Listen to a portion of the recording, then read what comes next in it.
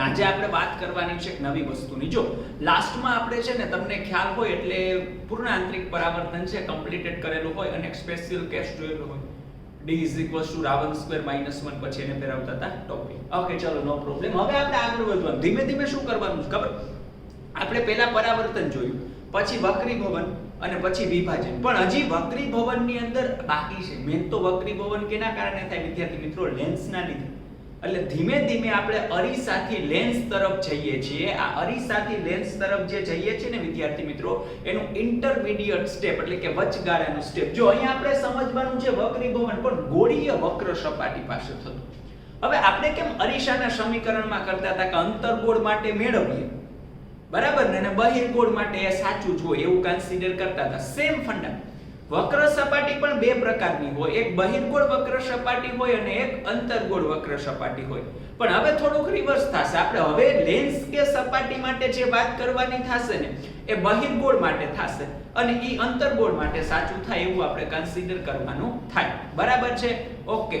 તો હવે આપણે કન્સિડર કરવા જઈએ તો કે ધારો કે તમારી સમક્ષ આપણે વક્ર સપાટી છે એ ડ્રો કરીએ તો બહિર્ગોળ વક્ર સપાટીની વાત કરીએ. જો મિત્રો ધારો કે તમારી પાસે એક આ ગોળીય વક્ર સપાટી છે એટલે શું ખબર? આ ટોટલી જે માધ્યમ છે ને એ કાચ જ હશે. અહીંયા ટોટલી અવેલેબલ આખો આ ધારો તમે એવું માની લો કે કાચનું ભરેલું છે. અચ્છા, હવે તમારા માટે ક્વેશ્ચન, આ અંતર્ગોળ વક્ર સપાટી છે કે બહિર્ગોળ? વિચારો છે. ડેફિનેટલી માય ફ્રેન્ડ બહિર્ગોળ. જો આમ છે, આ આવી રીતે આમ કરો ને બહારનો ભાગ આપ્યો ને તો બધાને ખબર પડી જવી જોઈએ કે અચ્છા અંતર્ગોળ સપોઝ જોતી હોય તો આ રીતની સપાટી હોય ને આને અંતર્ગોળ કહેવાય. પછી જો આ રીતની સપાટી હોય તો આને અંતર્ગોળ જ કહેવાય. બરાબર છે? આ રીતની સપાટી હોય તો બહિર્ગોળ કહેવાય. આ રીતની સપાટી હોય તો બહિર્ગોળ કહેવાય. સમજાઈ ગયું બધાને? બહારનો ભાગ આમ બહારની બાજુ નીકળતો હોય તો બહિર્ગોળ અને અંદરની સાઈડ હોય તો અંતર્ગોળ. ઓકે ચલો, તો આટલી વસ્તુ તો જાણે બધાને ક્લિયર જ હોવી જોઈએ. આમાં કઈ પ્રોબ્લેમ હોવો જોઈએ નહીં. અચ્છા, હવે આને રિલેટેડ આપણે ઇક્વેશન મેળવવાનું છે માય ફ્રેન્ડ. તો આપણો ફંડા શું રહેશે? તો કે આપણો ફંડા રહેશે કે આના માટે મેળવીએ એવું અંતર્ગોળ માટે પણ કન્સિડર કરી શકાય. અચ્છા, નો પ્રોબ્લેમ. ચલો, તો આપણે આ જે કન્સેપ્ટ છે એમાં પણ એવું જ હોય. આ એની મુખ્ય અક્ષ હોય.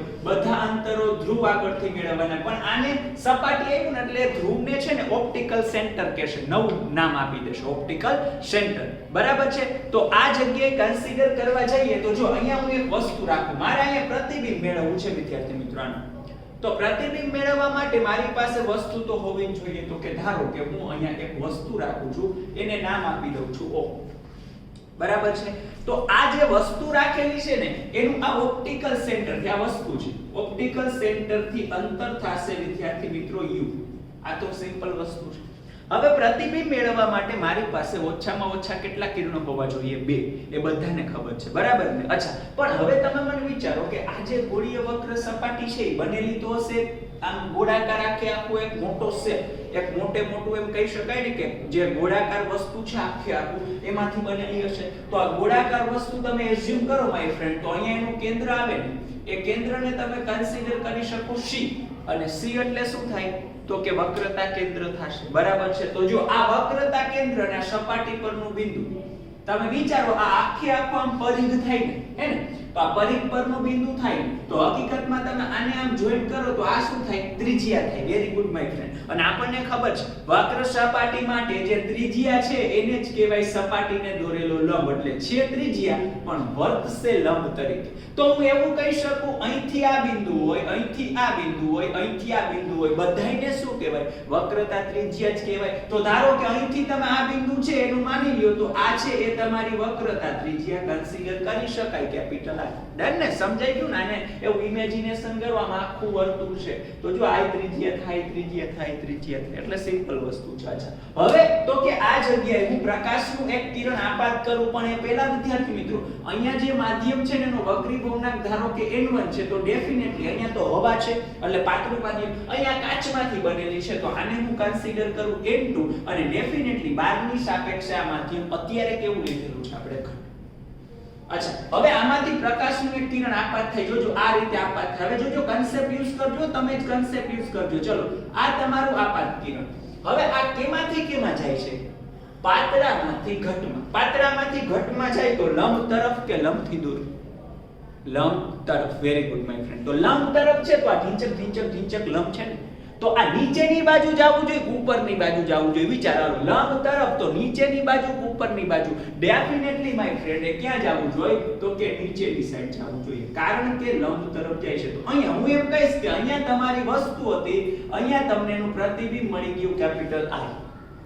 તો પ્રશ્ન થવો જોઈએ કે સર વાત થઈ હતી બે તરંગો, બે કિરણો છેદે ત્યારે તમને પ્રતિબિંબ મળે ને, તો તમે એક જ કિરણ લીધું. અરે ભાઈ હવે હે ને બીજું કિરણ બહુ મજા જ આવશે. જેટલા કેસ આવશે ને એમાં ખબર, સીધે સીધું કિરણ સીધે સીધું જાય, અહીંયા મળી જાય, એ ભેગા થાય ને આપણું ભેગું થાય. ક્લિયર? ફરીથી સીધે સીધું કિરણ સીધે સીધું જાય, અહીંયા ભેગા થાય એટલે એનુંય ભેગું થાય અને આપણુંય ભેગું થાય. Very good. સમજાણું ને? બીજું કિરણ તો આમ સીધે સીધું જાશે, ટૂંકમાં લંબ રૂપે આપાત તો લંબ રૂપે નિર્ગમન નીકળી જશે અને આ જગ્યાએ તમને પ્રતિબિંબ છે એ મળી જશે. તો આ પ્રતિબિંબ મળતું હોય વિદ્યાર્થી મિત્રો, તો આ તમે ઓપ્ટિકલ સેન્ટર એટલે ધ્રુવનું નવું નામ, પરીક્ષા માટે ધ્રુવ હોય, આના માટે ઓપ્ટિકલ સેન્ટર. તો ઓપ્ટિકલ સેન્ટર છે ત્યાંથી હું એમ કહી શકું કે v અંતરે મને પ્રતિબિંબ મળે છે. હાલ આટલું ક્લિયર થઈ ગયું? Okay, no problem. આજે આપાત થતું બિંદુ હતું વિદ્યાર્થી મિત્રો, એને હું એમ નામ આપી દઉં. ધારો કે આને આપણે p નામ આપી દઈએ. આ અહીંયા સુધી ક્લિયર છે? પછી અહીંયા ધારો કે હું એક લંબ કન્સિડર કરું, અહીંથી આમ લંબ આવના જેવું જ. હવે હું નહીં સમજાવું. આજે તમે કન્સિડર કરી શકો કે જે વક્ર સપાટી છે, દર્પણમુખ નતો કે અરીસામાં દર્પણમુખ નાનું હોય તો આ બિંદુ એકબીજાની નજીક હોય, બસ. તો અહીંયા ટૂંકમાં જે વક્રતા છે ને બહુ ઓછી કન્સિડર કરવાની, એવું આપણે ગોળો સિલેક્ટ કરશું કે જેથી કરીને p અને p' એકબીજાની નજીક થાય. શું કામ એની જરૂર પડશે એ પણ હમણાં જોઈએ, પણ આટલી આકૃતિ પહેલા તમને ક્લિયર થવી જોઈએ. સેકન્ડ થિંગ, અહીંયા બે ખૂણા બનશે. આમ તો ઘણા બધા ખૂણા બનશે, પણ બે મેઈન ખૂણા બનશે, બરાબર ને? એ પહેલા જો અહીંયા જે ખૂણો બને ને એને ધારો કે મને આલ્ફા કહું. શું કહું? આલ્ફા. આ જે ખૂણો બને છે ને એને ધારો કે બીટા કહું, બીટા. અને આ જે ખૂણો બને છે ને હું ગામા. હાલો અહીંયા સુધી ક્લિયર છે? પહેલા ત્રણ ખૂણાની કરામત લઈએ, પછીના બીજા ખૂણા છે ઇન્ટ્રોડ્યુસ કરીએ, આલ્ફા, બીટા અને ગામા. આમાંથી આપણને શું મળી શકે? હવે જો તો અહીં એક કન્સેપ્ટ કન્સિડર કરવાનો છે. તમને જનરલી બહિષ્કોણ એટલે શું ખબર હોય, પણ છતાં હું પણ વાત કરી દઉં. ધારો કે વિદ્યાર્થી મિત્રો એક આ ત્રિકોણ છે, સમજો. આ ખૂણો ધારો કે 60 છે, આ ખૂણો ધારો કે 70 છે, તો આ ખૂણો કેટલો થાય? ટોટલ બધાને ખબર હોય કેટલા હોય? 180 હોય. તો ટોટલ 180 કન્સિડર કરો તો આ ખૂણો હકીકતમાં કેટલાનો થાય? 50 ડિગ્રીનો થાય. બરાબર છે? હવે ધારો કે આ 50 ડિગ્રી મારે આ રીતે મેળવવો હોય તો હવે તમે જ મને કયો આ 50 ડિગ્રી થતા હોય તો આ ખૂણો કેટલો થાય? આટલો ખૂણો કેટલો થાય? આ આટલું આમ હોય તો 180 થાય ને. તો એમાંથી 50 કાઢી નાખો, તો 50 કાઢી નાખો તો કેટલા મળશે? તો કે તમને મળવા જોઈએ આ 130 ડિગ્રી. ચાલો અહીંયા સુધી ક્લિયર છે? બરાબર? તો કે આ હકીકતમાં આપણને કેટલા મળવા જોઈએ પહેલા? તો કે આ મળવા જોઈએ 130. હવે જેટલા મેં બ્લેક કલર થી ડ્રો કરેલા ખૂણા છે ને જુઓ, જો આ જે ખૂણો છે ને સાંભળજો, આ અંદરનો ખૂણો, આ બહારનો ખૂણો, એટલે આને બહિષ્કોણ કહેવાય. આને શું કહેવાય? બહિષ્કોણ. બહિષ્કોણ એટલે શું? તો કે આ 130 છે વિદ્યાર્થી મિત્રો, આ 130 બરાબર હું આવું લખી શકું. જોવો તો 60 + 70. પહેલા જોવો તો આ 60 + 70 એટલે 130 થાય. તો કે થાય. એનો મતલબ જે ખૂણાનો બહિષ્કોણ લેવાનો હોય આને બહિષ્કોણ કહેવાય ગયા, પણ કયા ખૂણાનો? આ ખૂણાનો. તો જે ખૂણાનો બહિષ્કોણ હોય એ ખૂણો લેવાનો નહીં, એના સિવાયના બેયનો સરવાળો. ડન? ક્લિયર છે? તો આપણે કન્સિડર કરી શકીએ કે આ જગ્યાએ જો અહીંયા જે ખૂણાનો બહિષ્કોણ હોય ને એ બહિષ્કોણ લેવાનો થતો નથી, બરાબર ને? પણ એ સિવાયના બે ખૂણા છે એનો શું કન્સિડર કરી શકીએ? સરવાળો કરી શકીએ. બરાબર છે? ઓકે, ચલો. તો હવે આ જગ્યાએ ધારો હું તમને એમ કહું વિદ્યાર્થી મિત્રો, અહીંયા જોવો તો અહીંયા આ ખૂણો જોઈતો હોય તો ચલો આ ખૂણો થાય કેટલાનો? તો કે અહીંયા 60 છે, તો આ ખાલી આટલું જ જો, તો આ થશે 180 હોય એટલે 120 નો. પણ આ 120 ને લખો હોય તો જેનો બહિષ્કોણ હોય એ ખૂણો લેવાનો નહીં, એના સિવાયના બેયનો સરવાળો. તો આ 70 અને આ 50. તો આ 70 અને આ 50. બરાબર? તો આ રીતે આપણે કન્સિડર કરી શકીએ. તો ટૂંકું અને ટચ, જેનો બહિષ્કોણ હોય વિદ્યાર્થી મિત્રો એ ખૂણો લેવાનો થતો નથી. એના સિવાયના બેનો શું કરવાનું થશે? સરવાળો કરવાનો થશે. ચલો ડન છે, અહીંયા સુધી ક્લિયર છે. તો ચલો આ જ વસ્તુ અહીંયા એપ્લિકેબલ કરીએ. બે બહિષ્કોણની વાત કરવાની છે વિદ્યાર્થી મિત્રો. એના માટે હું તમારી સમક્ષ બે ત્રિકોણ રજૂ કરાવીશ. જોજો ત્રિકોણ સિક્વન્સમાં જ ધ્યાનમાં રાખવા એટલે પ્રોબ્લેમ ન થાય. પહેલો ત્રિકોણ આ લઉં છું OMC. OMG નહીં, ઓ માય ગોડ, એવું નહીં, OMC. તો કે OMC તો કે ત્રિકોણ OMC માં જોજો કોણ બહિષ્કોણ થશે? તો કે તમે એવું કન્સિડર કરો ને, હજી મારે બે ખૂણા ઇન્ટ્રોડ્યુસ કરવાના. જો આ બિંદુ આગળ, ભાઈ આ બિંદુ આગળ આ સપાટીને દોરેલો લંબ ને, તો આ આપાત કિરણના લંબ વચ્ચેનો ખૂણો હોય એને કહેવાય આપાત કોણ, એટલે છોટું હોય. ડન છે. અચ્છા, આ વક્રીભૂત કિરણ, ભાઈ વક્રીભૂત કિરણ અને લંબ એટલે કે આ જે ખૂણો બને એને કહેવાય આ વક્રીભૂત કોણ. થઈ ગયા ને? તો આલ્ફા, બીટા, ગામા, આઈ અને આર. હવે તમે મને કહો OMC માં જો તમારી સમક્ષ એક ત્રિકોણ છે OM અને C. થોડીક ફિલિંગ લેવાની છે, ઇમેજિન કરવાનું છે. એમાં I એટલે બહારનો ખૂણો છે ને, તો કે ત્રિકોણ OMC માં I એ બહિષ્કોણ હોવાથી, ટૂંકમાં આપણો જે I છે ને વિદ્યાર્થી મિત્રો એ બહિષ્કોણ છે. તો હવે તમે મને કહો, જો I બહિષ્કોણ હોય તો ત્રિકોણના ત્રણ ખૂણા, આ પહેલો ખૂણો, આ બીજો અને ત્રીજો, તો જેનો બહિષ્કોણ હોય, જેનો બહિષ્કોણ એટલે આ ખૂણાનો ને, તો આ ખૂણો લેવાનો નહીં, એના સિવાયના બે ખૂણાનો કેવો વાળો? સરવાળો. ડન છે. તો જો આ બહિષ્કોણ એટલે I, તો I શું થાય? આનો બહિષ્કોણ ને, તો આ લઈશ જ નહીં, આ ખૂણો લઈશ જ નહીં, એના સિવાયના બેનો સરવાળો, તો I alpha plus beta. Done છે. ઓકે ચલો, તો આ થઈ ગયું. આ જે રિઝલ્ટ મળે છે એને હું કહી દઉં પરી નંબર 1. જો ત્રિકોણ લાઈનમાં છે, ભૂલાઈ ગયું, OMC અટકો ત્યાંથી શરૂઆત, CMI.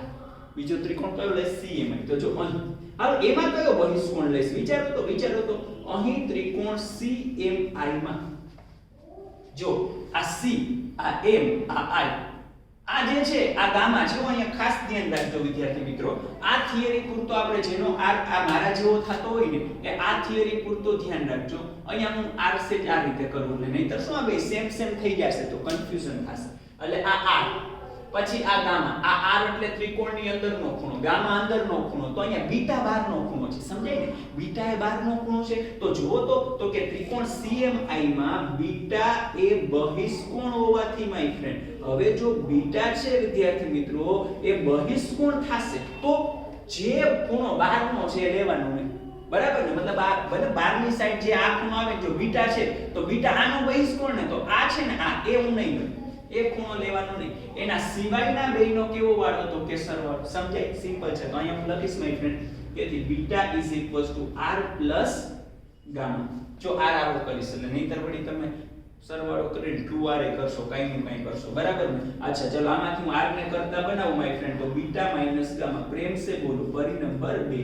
આ બે પરી આપણે મેળવી લીધી, એક પહેલા ત્રિકોણમાંથી અને એક બીજા ત્રિકોણમાંથી. અચ્છા, તો હવે તો તમે જોઈ શકશો હકીકતમાં તમે જે પહેલું પરિણામ છે ને વિદ્યાર્થી મિત્રો એ આપાત કોણનું મેળવેલું છે. બીજું પરિણામ છે ને એ વક્રીભૂત કોણનું મેળવેલું છે. હવે જો હું તમને એક વાક્ય બોલું, લગભગ ફીલિંગ આવી જવી જોઈએ, લેજો ફીલિંગ, અને ડેફિનેટલી આન્સર તમને મળી જ જશે માઇન્ડમાં જ. એક બિંદુ, બે કિરણો, બે ખૂણા, બે માધ્યમ. હવે યાદ ફરીથી, એક બિંદુ, બે ખૂણા, બે કિરણો, બે માધ્યમ. કયા ભાઈ? સ્નેલભાઈ. Very good. તો આવી વસ્તુની રચના થતી હોય તો આપણે સ્નેલભાઈને કેમ ભૂલી શકીએ? તો કે અહીં કયા બિંદુ આગળ? તો કે M. અહીં M બિંદુ આગળ કોના નિયમ મુજબ હોય? તો કે આગળ સ્નેલના નિયમ પરથી. ચલો તો આ ઢીંચક અને ઢીંચક મેઇન ઇક્વેશન યાદ હોવું જોઈએ. તો કે n1 sin θ1 n2 sin θ2 વાપરવાનો નથી એના પરથી. હવે તો માસ્ટર ભાઈ જે માધ્યમ એ ખૂણો, બરાબર? તો જોવો તો અહીંયા આ n1 ની સાથે કયો ખૂણો આવે? આ I, પણ ખૂણો લંબ સાથેનો હોવો જોઈએ. તો આ લંબ સાથેનો જ છે ને. તો અહીંયા હું લખું n1 sin I. ચલો અહીંયા અંદરનું છે એટલું મેં ધારેલું છે. આ બિંદુ આગળ આ ખૂણો R જો તો લંબ સાથે, તો કે લંબ સાથે જ છે, કોઈ પ્રોબ્લેમ નથી. તો n2 sin I. હાલો અહીંયા સુધી ક્લિયર. આ થિયરીમાં બધા જે ખૂણા બનશે ને નાના ખૂણા છે, તો નાના ખૂણા માટે આપણે કન્સિડર કરી શકીએ. જો અહીં કારણ લખી નાખું, ખૂણા નાના હોવાથી મેજોરિટી અહીંયા પહેલેથી પહેલેથી જે થિયરી આવે ને બધામાં આ કન્સેપ્ટ તો હોય જ, એટલે અમારે સમજાવવો ન પડે. ખૂણા નાના હોવાથી sin θ નિયરલી ઇક્વલ્સ ટુ શું થાય? θ થાય. તો sin i nearly equals to my friend શું કન્સિડર કરી શકાય? ખાલી i. અને sin r, જો અહીંયા r નું આવો કરી શકાય એટલે મિસ્ટેક ન થાય. sin r, તો કે sin r નિયર અબાઉટ શું થાય? આ ક્લિયર? અહીં ખૂણાઓ જે રચાશે બધા નાના કન્સિડર કરવાના છે, એટલે sin θ નિયર અબાઉટ θ, તો sin i near about i અને sin r near about r. Done છે? હવે જો ક્લિયર થશે. આ i ફોર્મ્યુલા છે અહીંયા યુઝ કરીએ તો n1 એટલે n1 માય ફ્રેન્ડ. હવે તમે જ કહો i એટલે શું થાય? તો કે i એટલે આલ્ફા પ્લસ બીટા. ડન છે? ઓકે. n2 એટલે n2. ચલો r એટલે બોલી જાવ. r એટલે શું થાય? તો કે બીટા માઈનસ ગામા. જો એ ગામા છે. હાલો હવે સિમ્પ્લિફિકેશન કરીએ તો અહીં પ્લસ પ્લસ પ્લસ એટલે n1 alpha. Again my friend plus plus plus એટલે n1 બીટા. અહીંયા પ્લસ પ્લસ પ્લસ એટલે n2 beta and plus minus minus એટલે n2 ગામા. હાલો અહીંયા સુધી ક્લિયર છે. હવે જો બીટા વાળા એક બાજુ કરી નાખીએ, બરાબર? તો આ જે છે ને એને હું આમ જવા દઉં અને આ જે છે એને આમ જવા દઉં. હાલો ડન. તો શું મળશે જોવો તો કે તેથી n1 આલ્ફા આ નેગેટિવ આ બાજુ આવે તો પોઝિટિવ એટલે n2 ગામા. તો અહીંયા n2 બીટા તો ઓલરેડી હતું જ, આ પ્લસ આ બાજુ જાય તો માઈનસ એટલે n1 બીટા. ઓકે ચલો. તો મને આ રીતની વસ્તુ મળે છે n1 alpha plus n2 gamma બરાબર n2 કોમન લઈ લો, સોરી n2 નહીં પણ બીટા, બીટા કોમન લઈ લો તો અહીંયા મને મળશે n2 n1 બીટા. તો હવે તમારી સમક્ષ આ જે વસ્તુ છે એમાં ત્રણ ખૂણાઓ દેખાય છે તમને, આલ્ફા, બીટા અને ગામા. તો હવે આપણે ત્રણની કિંમત મેળવવાની છે માય ફ્રેન્ડ. તો જો આ કઈ રીતે કન્સિડર કરશું ખબર? થોડુંક આપણે સ્ટાઇલિશ વેમાં લખીએ. સૌથી પહેલા આલ્ફા ખૂણો બનાવવાનો છે. તો જો અહીંયા પીડેસ કામ લાગશે.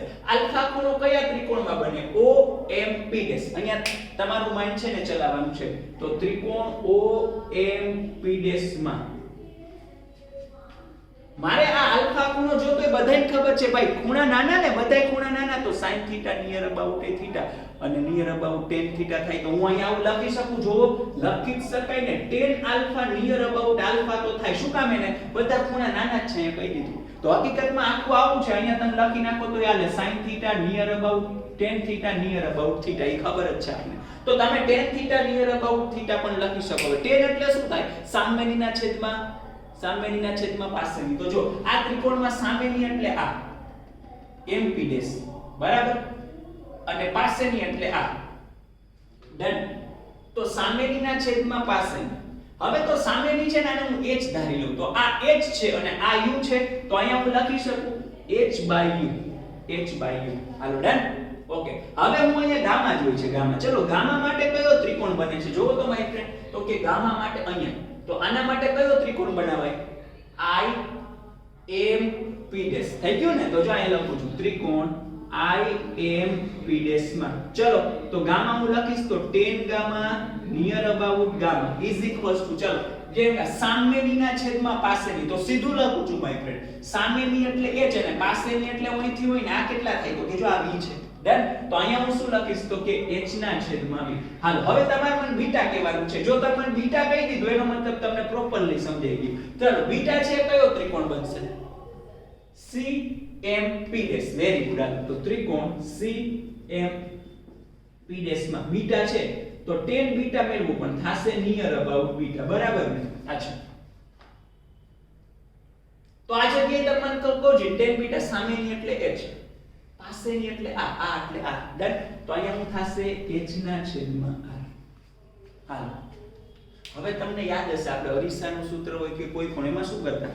તો કે છેલ્લે આપણે સંજ્ઞા પદ્ધતિનો ઉપયોગ કરતા. યાદ છે ને? ફાઇનલ સ્ટેપ હોય ને એના પહેલા. તો હવે આ ફાઇનલ સ્ટેપ જ છે. તો અહીંયા તમે આ જે બધી વસ્તુ છે તો કે અહીં બધી વસ્તુમાં તો કે હવે જો અહીં સંજ્ઞા પદ્ધતિ મુજબ ખાલી આલ્ફા કન્સિડર કરો. આલ્ફા ઇઝ ઇક્વલ્સ ટુ આ h એટલે મુખ્ય અક્ષની ઉપર તરફની ઊંચાઈ છે ને, આ મુખ્ય અક્ષની ઉપર ઈ તો પ્લસ જ આવશે એટલે બધે હું પ્લસ h કરી નાખું. આ જે ગામા છે ત્યાં પ્લસ h અને આ જે બીટા છે ત્યાં પ્લસ h. અચ્છા ચલો હવે આપણે નક્કી કરવાનું છે u, v અને r.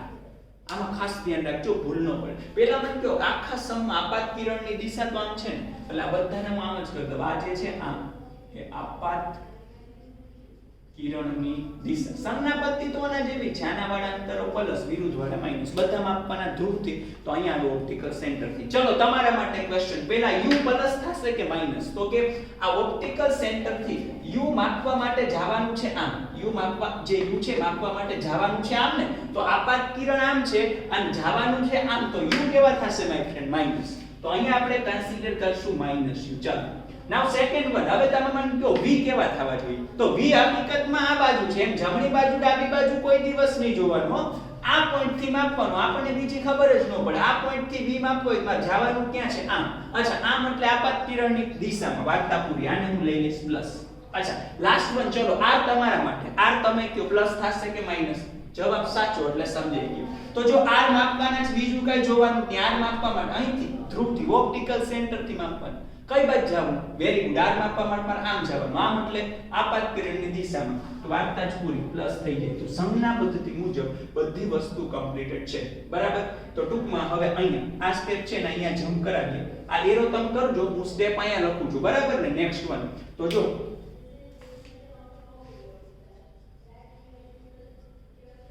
મિક્સઅપ ન થાય એટલે આપણે થોડીક ડિઝાઇન કરી નાખીએ વિદ્યાર્થી મિત્રો. બરાબર છે? અચ્છા ચલો. તો હવે અહીંયા આ જે સ્ટેપ છે એની અંદર હું કન્સિડર કરીશ n1 એટલે n2, આલ્ફા એટલે h divided by minus plus આ n2 એટલે n2. ચલો નો પ્રોબ્લેમ. n2 એટલે n2. પછી ગામા એટલે તો કે h divided by v. Okay no problem. Equals to એટલે ઇક્વલ્સ ટુ n2 n1. તો કે આ n2 n1. ચલો નેક્સ્ટ વન, આ બીટા એટલે h બાય r.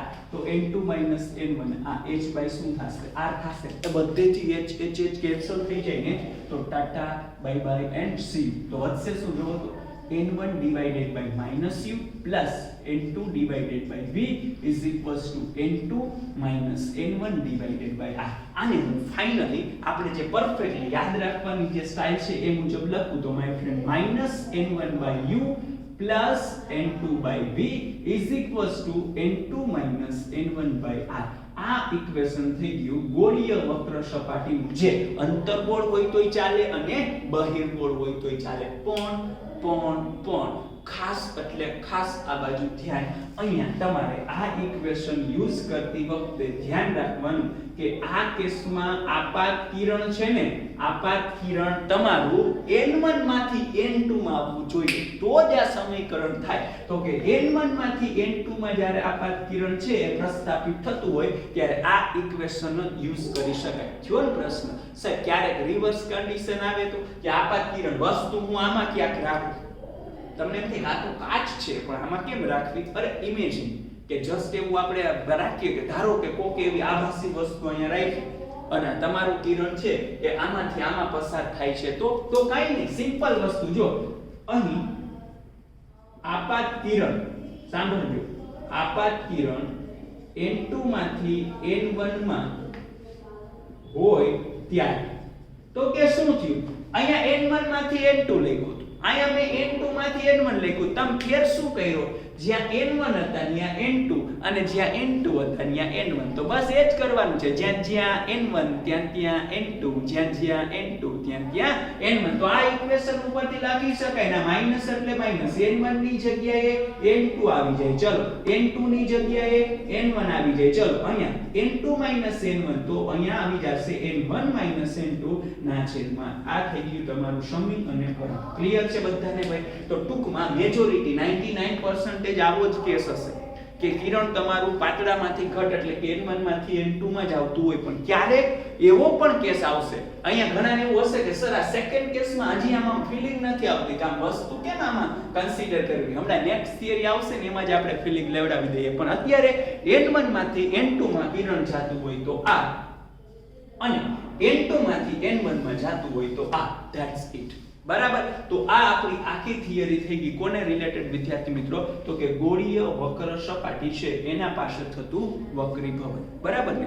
તો આ રીતનો જે આપણે કન્સેપ્ટ છે એ આખો ક્લિયર કર્યો. ખાલી જસ્ટ કહી દઉં, આકૃતિ ડ્રો કરતી વખતે કેટલા મુદ્દાઓ ધ્યાનમાં રાખવાના છે. પહેલા તો 5 ખૂણા થશે, એટલે 5 ખૂણા તમે બનાવી લ્યો ને, પછી પહેલા ત્રિકોણમાંથી પહેલી પરી, બીજા ત્રિકોણમાંથી બીજી પરી, આ બંને પરી બહિષ્કોણના કન્સેપ્ટથી મળશે. પછી સીધું યાદ આવે બે બે ખૂણા, બે કિરણ, કયા ભાઈ? સ્નેલભાઈ. પછી તો સિમ્પલ જ છે, બરાબર. છેલ્લે ઓલા આલ્ફા બીટા ગામા માટે 3 ત્રિકોણ કામમાં આવશે. ડન.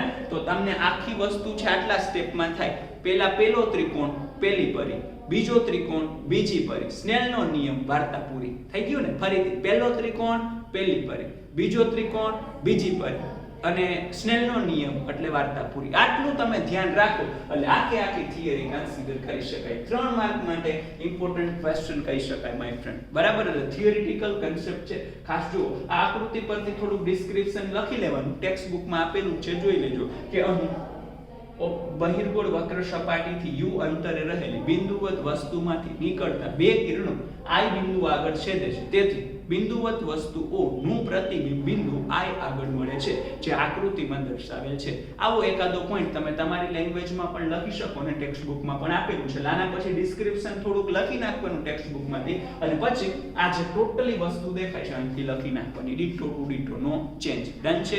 ઓકે વિદ્યાર્થી મિત્રો, તો અહીંયા સુધી રાખીએ છીએ. મળશું નેક્સ્ટ લેક્ચરમાં. ત્યાં સુધી આરકે સરને Tata, bye bye, C you, thank you very much.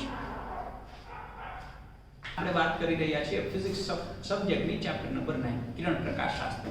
તો લાસ્ટ આપણે જે સમીકરણ જોઈ લીધેલું હતું એ હતું વક્ર સપાટી માટે ને. પહેલા આરીશો આપ્યું, પછી વક્ર સપાટી એવી એને રિલેટેડ બે સમ જોયા. પણ તમને બે ઇક્વેશન છે ને ખાસ યાદ રહેવા જોઈએ, બે કરતા પણ એક, કે n1 માંથી n2 માં કિરણ આવે ત્યારે તમારું સમીકરણ હોય -n1/2 n2/v n2 n1/r. તમારો જે ઇન્ટરેસ્ટ છે ને એમાં જળવાયેલો છે કે સર એક એવું એક્ઝામ્પલ જોઈતું હતું જેમાં કિરણ n2 માંથી n1 માં આવતું હોય જેથી અમે બીજું ઇક્વેશન વાપરી શકીએ. એ હજી વાપરેલું નથી. તો એક થિયરી જોઈએ વિદ્યાર્થી મિત્રો, બે રીતે પૂછી શકાય. યા તો તમને પૂછાય પાતળા લેન્સ માટેનું સમીકરણ તારવો, અને યા તમને પૂછી શકાય લેન્સ મેકરનું સમીકરણ તારવો. જો વિદ્યાર્થી મિત્રો લેન્સ છે ને, લેન્સ આપણે કીધું હતું સ્ટેપ બાય સ્ટેપ, પહેલા આરીશો, પછી વક્ર સપાટી ને પછી લેન્સ. હકીકતમાં લેન્સ છે ને, લેન્સ એટલે બે પારદર્શક સપાટી વચ્ચે, બે વક્રીભવનકારક સપાટી વચ્ચે ઘેરાતો પારદર્શક ભાગ. આ જે લેન્સ છે ને એ ધારો કે મેં બે વક્ર સપાટીથી દોરેલો છે. થોડીક એવી ફીલિંગ લેજો, લગભગ આવી જશે, વાંધો નહીં આવે. આ બ્લેક કલરની સપાટી છે, આ બ્લુ કલરની સપાટી છે. એટલે આ લેન્સ છે ને એ બે વક્ર સપાટીથી બનેલો છે. જો આ જે છે એ આ પહેલી વક્ર સપાટી એટલે આખી, આ જે છે એ બીજી વક્ર સપાટી. અચ્છા, આ વક્ર સપાટી કેવી છે? બહિર્ગોળ ને. અને આ કેવી છે? વેરી ગુડ, બહિર્ગોળ જ છે. શું અંતર્ગોળ? ના ભાઈ ના, અંતર્ગોળ નો કહેવાય યાર, મેં તમને સમજાવેલું હતું, નથી ખબર? આની બહિર્ગોળ કહેવાય, આની બહિર્ગોળ કહેવાય. બહારનો ભાગ હોય તો આને અંતર્ગોળ કહેવાય, અને આ બાજુ કન્સિડર કરવા જાવ ને આ બાજુ, તો આને અંતર્ગોળ કહેવાય. આ અંતર્ગોળ, આ અંતર્ગોળ, આ બહિર્ગોળ, આ બહિર્ગોળ, બરાબર. એટલે બહિર્ગોળ લેન્સ છે ને એ બે બહિર્ગોળ વક્ર સપાટીનું સંયોજન કહી શકાય, અને અંતર્ગોળ લેન્સ છે એ બે અંતર્ગોળ સપાટીનું સંયોજન કહી શકાય. અચ્છા, નો પ્રોબ્લેમ. તો જો હવે અહીંયા તમારે એક કન્સેપ્ટ આવશે વિદ્યાર્થી મિત્રો, એ ખાસ સમજજો, કારણ કે એ કન્સેપ્ટ ઘણા બધા દાખલાની અંદર ઉપયોગી બનશે. જ્યારે એક સાથે બે વસ્તુ હોય અને તમારે પ્રતિબિંબ મેળવવું હોય ત્યારની આ વાત છે વિદ્યાર્થી મિત્રો. જેમ કે હું એમ કહું, આ લેન્સ થી એક u અંતરે, સાંભળજો, લેન્સ થી u અંતરે એક વસ્તુ રહેલી છે O. આ O તમારી વસ્તુ છે, એનું તમારે પ્રતિબિંબ મેળવવું છે. એટલે તમે છે ને સિમ્પલી વિચારશો તો આટલું જાણો છો કે અચ્છા આમાંથી એક કિરણ જાય લેન્સની સપાટી ઉપરથી વક્રીભવન પામે, અને વક્રીભવન પામીને અહીંયા, કારણ કે બહિર્ગોળ લેન્સનું કામ કેન્દ્રિત કરવાનું એટલે એ આમ કેન્દ્રિત થાય. તો હું તમને એમ કહી દઉં કે આ જગ્યાએ વસ્તુનું પ્રતિબિંબ I છે એ મળી જાય, બરાબર. તમને એમ થાય સર પ્રતિબિંબ માટે તો બે કિરણ જોઈએ, અહીંયા તો એક જ છે.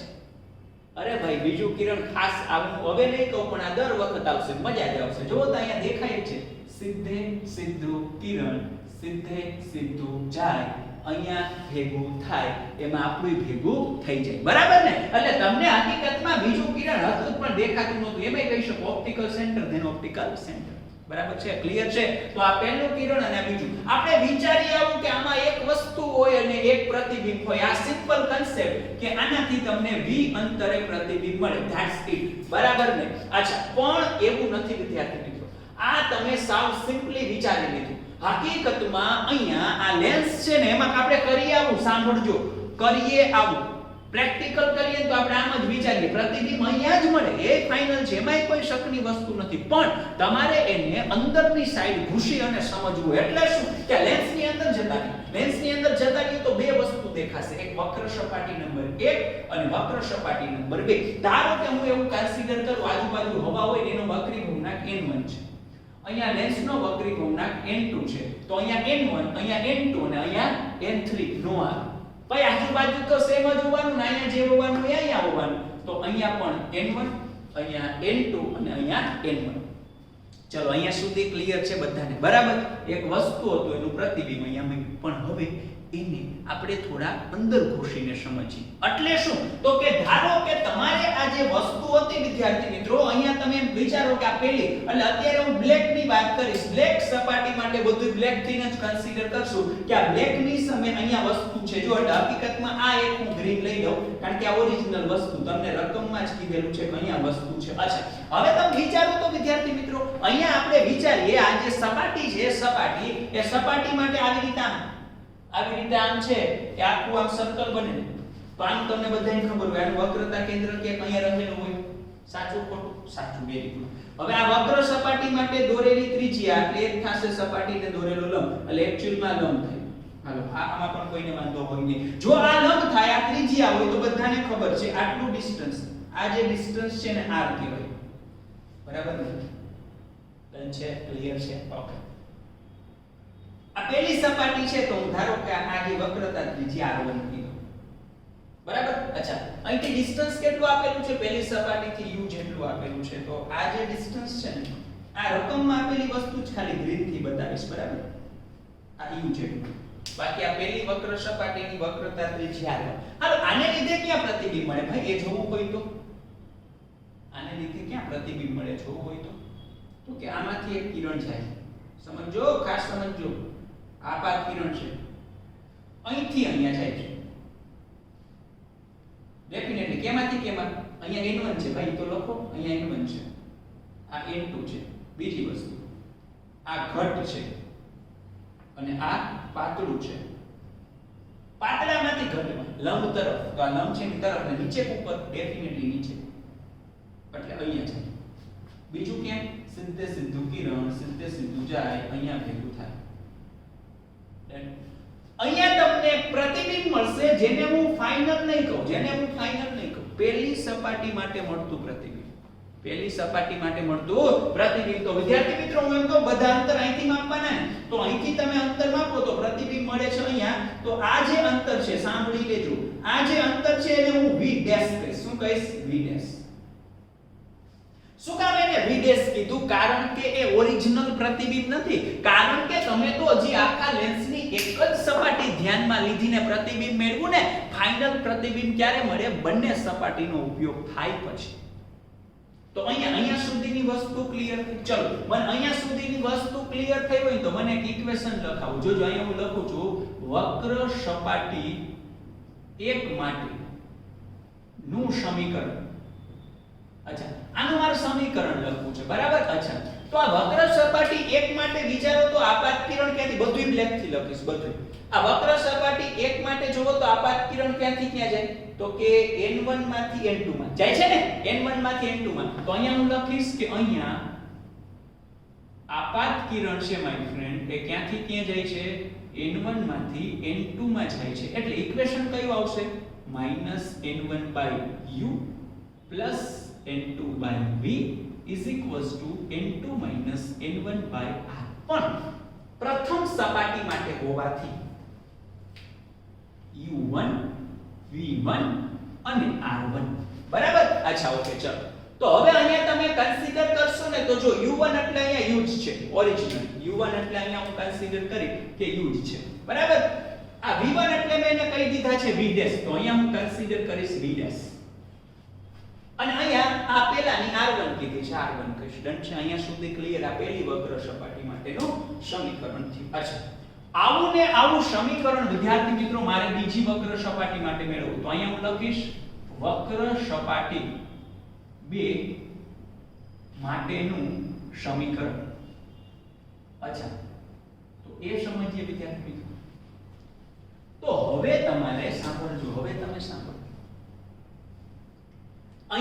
વસ્તુ છે ને આ નવો કન્સેપ્ટ અહીંયા હવે બધાનું ખાસ ધ્યાન ઘણી વખત આ હવે દર વખત રિપીટ થશે બરાબર જો અહીંયા હવેનું કામ આપણે કન્સિડર કરીએ ને માય ફ્રેન્ડ આ વસ્તુ અમે આ બ્લેક ની સામે હતી એટલે બ્લેક માટે વસ્તુ મેળવી અને આ પ્રતિબિંબ થઈ ગયું જ્યારે એક સાથે બે વસ્તુ ભેગી થાય ત્યારે પહેલા વડે મળતું પ્રતિબિંબ બીજા માટે આભાસી વસ્તુ તરીકે વર્તે બોલો બોલો બોલો નવો કન્સેપ્ટ સમજાવું ડિટેલિંગમાં પણ ખાલી આટલું ધ્યાન આપજો જ્યારે એક સાથે બે વસ્તુ ભેગી થાય અને વસ્તુનું પ્રતિબિંબ મેળવવાનું હોય ત્યારે તમારે બીજી વસ્તુને ભૂલી જવાની જો અહીંયા કેટલી વક્ર સપાટી હતી બે હું બીજી વક્ર સપાટીને ભૂલી જ ગયો છે જ નહીં એવું માની લીધું મેં ખાલી પહેલી વક્ર સપાટી વડે શું થાય જોયું તો પહેલી વક્ર સપાટી વડે મળતું પ્રતિબિંબ સાંભળજો વિદ્યાર્થી મિત્રો પહેલી વક્ર સપાટી માટે મળતું પ્રતિબિંબ એટલે કે આ એ બીજી વક્ર સપાટી માટે કોના તરીકે વર્તશે આભાસી વસ્તુ તરીકે તો હવે તમે હકીકતમાં વિચારો ને જો આ જગ્યાએ હકીકતમાં તમે વિચારવા જાવ ને તો અહીંયા થાવું આવવું જોઈએ જોજો હવે આકૃતિ મેં તમારી સમક્ષ પહેલા આવી રીતની ડ્રો કરી હતી હવે એમાં થોડોક હું ચેન્જ કરું જો અહીંયા બ્લેક તમે કન્સિડર કરો ને તો બ્લેક વડે હકીકતમાં આવું થાય કે અહીં આમ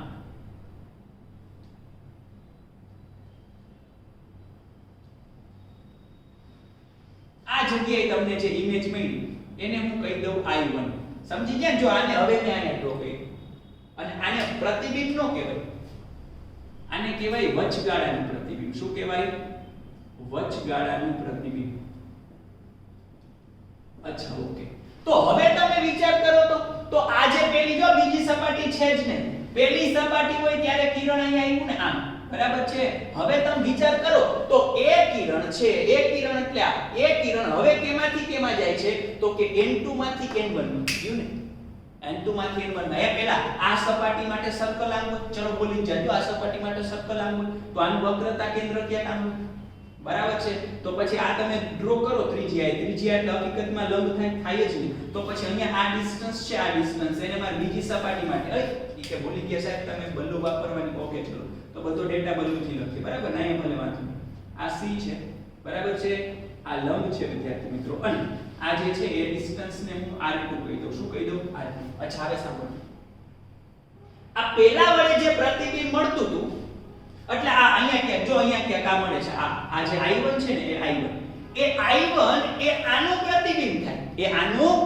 થાય એટલે મેં વચગાળાનું પ્રતિબિંબ કીધું ફાઇનલ નથી પહેલા વડે મળતું પ્રતિબિંબ આના માટે વસ્તુ પણ કેવી વસ્તુ આભાસી વસ્તુ એટલે આભાસી વસ્તુ તરીકે વર્તે ઓરિજિનલ વસ્તુ તો અહીંયા જ છે યાદ રાખજો ઓરિજિનલ વસ્તુ અને ડુપ્લિકેટ વસ્તુ એટલે કે આભાસી વસ્તુમાં ફેર શું આપાત કિરણ હંમેશા ઓરિજિનલ માંથી નીકળે કોઈ દિવસ ડુપ્લિકેટ માંથી આપાત કિરણ નીકળે નહીં જો હું હવે એમ નહીં કહું આમાંથી આમ કિરણ નીકળ્યું ના ભાઈ ને એવું ન થાય આભાસીમાંથી કોઈ દિવસ વિદ્યાર્થી મિત્રો આપાત કિરણ નીકળે નહીં એ ફેર પણ આને થિયરિટિકલી સમજવા માટે આપણે એવું કરવું પડે પહેલા વડે મળતું પ્રતિબિંબ બીજા માટે આભાસી વસ્તુની ગરજ સારે એટલે હકીકતમાં થાય શું તમે વિચારો જો આ કિરણ અહીંયા આવતું હતું આ કિરણ છે અહીંથી આના માટે આ કિરણ આપાત કિરણ ને જો અહીંયા ધ્યાન આ કિરણ આમ અહીંયા આવતું હતું આમ પણ તમે વિદ્યાર્થી મિત્રો આ કિરણની દિશા આમ ન લઈ શકો આમ તો જાતું હતું ક્યારે બીજી સપાટી નો હોય ભૂલી જાવ અહીંયા આ બલ્લુ લાઈન નથી તો જ તમારું કિરણ આમ જઈ શકે પણ હવે બીજી સપાટી આવે તો એને બીજી વખત વક્રીભવન થવું જ પડે હવે એ કિરણ ક્યાંથી ક્યાં જાય છે વિદ્યાર્થી મિત્રો તો અહીંયા N2 છે N2 એટલે ઘટ કહેવાય અહીંયા N1 છે N1 એટલે પાતળું કહેવાય તો હવે તમારું આ કિરણ સમજાયું આ એટલે આ જો આટલું પોર્શન આ કિરણ હવે અહીંયા ઘટમાંથી પાતળા તો ઘટમાંથી પાતળામાં તો લંબથી દૂર એટલે હકીકતમાં જો આ સપાટી આમે ડોટેડ લાઈન આ ભૂલી જાવ આ આમ ક્યારે જાતું હતું જો બીજી સપાટી ન હોય તો પણ હવે બીજી સપાટી છે તો ઘટમાંથી પાતળામાં તો લંબથી દૂર બોલી જા લંબથી દૂર તો આ તમારો લંબ છે તો લંબથી દૂર એટલે આમ જાય તો તરફ થાય આમ જાય તો દૂર થાય તો હજી એનું વક્રીભવન થશે એટલે આમ તો વિદ્યાર્થી મિત્રો જો બીજી સપાટી ન હોય તો એ આમ જઈ શકે પણ બીજી સપાટી હોય તો એને ફરીથી એટલે હું અહીંયા પાછું એનું એ જ કરીશ અહીંયા આ કિરણ ઓરિજિનલી આમ જઈ શકે નહીં બરાબર ને, એને ફરજિયાતપણે બીજી સપાટી આગળથી વક્રીભવન થવું જ પડે, એટલે અહીંયા તમારી ફાઇનલ ઇમેજ આઈ મળે. ડન. તો તમને આ જે ફાઇનલ ઇમેજ છે ને એના માટે હું ઓરિજિનલ વી તો આને કહી શકીશ. ડન. એટલે આવું થતું હોય તો હકીકતમાં આ જે છે ને વિદ્યાર્થી મિત્રો એને હું કહીશ આઈ એટલે ફાઇનલ ઇમેજ. બરાબર. તો આ જો આભાસી વસ્તુ તરીકે વર્તતું હોય માય ફ્રેન્ડ, તો આને મારે આભાસી વસ્તુ અંતર કેવું પડે, પણ ઓરિજિનલ નથી એટલે યુ ડેશ કહીશ. અને આ ફાઇનલ, આ અંતિમ પ્રતિબિંબ, જોજો આ જે છે ને આ એ અંતિમ પ્રતિબિંબ. કેવું પ્રતિબિંબ? અંતિમ પ્રતિબિંબ એટલે ઓરિજિનલ માય ફ્રેન્ડ. બરાબર ને. તો અંતિમ પ્રતિબિંબ હોય વિદ્યાર્થી મિત્રો તો તમે કન્સિડર કરી શકો કે અહીંયા અંતિમ પ્રતિબિંબ હોય તો આ ડેટા છે ને હું આટલો વિથી બતાવું. તો જો અહીંયા ગ્રીન વાળું ઓરિજિનલ છે, તો પેલી સપાટીમાં વસ્તુ અંતર ઓરિજિનલ, પ્રતિબિંબ અંતર ડુપ્લિકેટ. બીજી સપાટી માટે પ્રતિબિંબ અંતર ઓરિજિનલ તો વસ્તુ અંતર ડુપ્લિકેટ. મતલબ આ કન્સેપ્ટને આપણે નામ આપશું ઓરિજિનલ વસ્તુ, ડુપ્લિકેટ પ્રતિબિંબ, ડુપ્લિકેટ વસ્તુ, ઓરિજિનલ પ્રતિબિંબ. ફરીથી બોલો, ઓરિજિનલ વસ્તુ, ડુપ્લિકેટ પ્રતિબિંબ, ડુપ્લિકેટ વસ્તુ, ઓરિજિનલ પ્રતિબિંબ. એક વસ્તુ પાસે એક ઓરિજિનલ હોય તો બીજું ડુપ્લિકેટ જ હશે. બરાબર ને. તો હવે તમે મને આના માટે ઇક્વેશન લખાવા જાવ વિદ્યાર્થી મિત્રો, તો આના માટે મન સૌથી પહેલા કયો, આના માટે આપાત કિરણ એટલે આ ભાઈ, આના માટે આપાત કિરણ એટલે આ જે આવતું તું એ આપાત કિરણ આવે છે ક્યાંથી? n2 માંથી જાય છે ક્યાં? n1 માં. Very good my friend. તો અહીંયા આવું થાય ને, આપાત કિરણ અહીંયા વિદ્યાર્થી મિત્રો n2 માંથી n1 માં આવે છે, તો પછી અહીંયા તમારું ઇક્વેશન શું થાય? -n2 ના છેદમાં કઈ પ્લસ n1 ના છેદમાં કઈ બરાબર n1 n2 ના છેદમાં કઈ અહીંયા u, અહીંયા v અને અહીંયા r, પણ અહીંયા u2, અહીંયા v2 અને અહીંયા r2. આ ક્લિયર? શું કામ એનો યાદ આવી ગયું ને? તમે જ કહેતા સર આ ઇક્વેશન ક્યારે વાપરશું? વાપરી લીધું ભાઈ. જ્યાં n1 ત્યાં n2, જ્યાં n2 ત્યાં n1. આના પરથી તો અહીંયા u કેટલા છે? અહીંયા u છે u ડેશ. અહીંયા v કેટલા છે? અહીંયા v છે v ફાઇનલ. અને r કેટલા છે? r2. અચ્છા, હવે તમને બધાને ખબર છે આપણે ઇક્વેશન મેળવતા હોય, જેમ કે અરીસાનું સૂત્ર યાદ કરો. અરીસાના સૂત્રમાં ફાઇનલ સ્ટેપમાં સંજ્ઞા પ્રણાલી યુઝ કરેલી હતી, એટલે અહીંયા કરવી પડે, પણ અહીંયા નહીં કરું ને અહીંયા નહીં કરું એટલે ફેર પડે નહીં. તો ખોટું કોમ્પ્લિકેટેડ બનાવતા નથી, સિમ્પલ રીતે આગળ વધીએ છીએ. બરાબર. બાકી તમે યુઝ કરો તો એ જ આન્સર મળે, ન કરો તો એ જ મળે, એટલે આપણે નહીં કરીએ. તો અહીંયા એટલે આ પાછું ઇક્વેશન તમે ઓમાં કેમ યુઝ કરો ત્યારે તો આવશે સંજ્ઞા પ્રણાલી, પણ અત્યારે સમીકરણની તારવણીમાં જરૂર નથી. કરો તો એ જ આન્સર મળશે. ન શું કામ? કારણ કે અહીંયા બે કેસ છે. અરીસાના સૂત્રમાં એક જ કેસ હતો. અહીંયા પહેલો કેસ અને અહીંયા બીજો કેસ. અહીંયા કરો અને અહીંયા કરો તોય ચાલે, અને અહીંયા ન કરો અને અહીંયા ન કરો તોય ચાલે. અચ્છા, તો આના ઉપરથી આપણે આગળ વધીએ. પ્રેમ સે બોલો પરી નંબર 1. પ્રેમ સે બોલો વિદ્યાર્થી મિત્રો પરી નંબર 2. અચ્છા, હવે હું શું કરું છું જોજો અહીંયા. હવે કોમનલી આપણે કન્સિડર કરીએ માય ફ્રેન્ડ, પરી નંબર 1 પ્લસ પરી નંબર 2 કરતા ચલો બેયનો સરવાળો, એટલે ડાબીનો સરવાળો અને જમણીનો સરવાળો. તો જો પહેલા આની ડાબી બાજુ -n1/u n2/v ડેશ. જો પરફેક્ટલી આ બ્લેક છે તો બ્લેક, પછી આ બ્લુ, આનો સરવાળો એટલે -n2/u ડેશ n1/v. આ બરાબર ઓકે. ચલો હવે અહીંયા આની જમણી બાજુ n2 n1 divided by r1, આની જમણી બાજુ plus n1 n2 divided by r2. અચ્છા, હવે સાંભળો અહીંયા જો તો બંનેમાંથી અહીંયા જે v ડેશ છે એ જ અહીંયા u ડેશ નથી.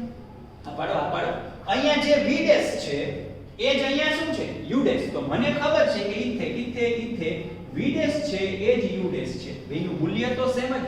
તો v ડેશ અને u ડેશ સરખા હોય તો એનો મતલબ આખા ઇક્વેશન ને હું આમ લખી શકું. ચલો બધાનો અહીંયા -n1/u n2/v ડેશ બરાબર u ડેશ મૂકી દઉં. તો v ડેશ બરાબર u dash -n2/u dash n1/v is equals to n2 n1/r.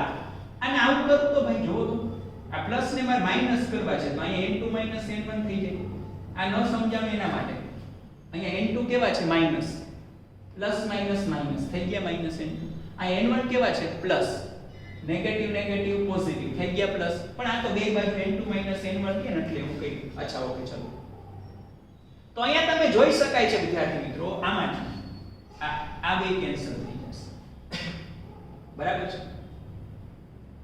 આમાંથી તમે n1 કોમન કાઢો. જોજો આમાંથી હું n1 કોમન કાઢી લઉં. સાંભળજો વિદ્યાર્થી મિત્રો, n1 કોમન કાઢી તો અહીંયા વધશે -1/u અને અહીંયા વધશે +1/u. -1/u +1/v. અને આમ લખો તો યાદ ને, આ 1/v -1/u. થોડુંક ડાયરેક્ટ કરી, મોટા થઈ ગયા છે. સમજ્યા? અહીંયા હું કરું છું n2 n1 કોમન કાઢ્યા તો અહીંયા વધે 1/r1 -1/r. બેન છે આ n1 ને છેદમાં જવા દો તો અહીંયા મળે 1/v -1/u n2 n1 ના છેદમાં n1 1/r1 -1/r2. ઓકે, હા અહીંયા સુધી તો જાણે પહોંચી. હવે વિદ્યાર્થી મિત્રો હું એક લાઈન લખું છું, બરાબર ને? જો હવે પછીનું સ્ટેપ તમે નીચે લખજો, પણ હું અહીંયા લખું છું. આ તમારે નીચે લખવાનું, બરાબર?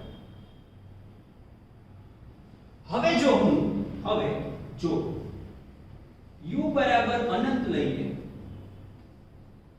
તો બધાને ખબર હોય, આ બધી કોઈ લેન્સ છે એઝ એક્ઝામ્પલ હું તમને એમ કહું, લેન્સ માટે આમ તો ખબર ને કે સમાંતર કિરણો હોય, અનંત અંતરેથી આવતા હોય.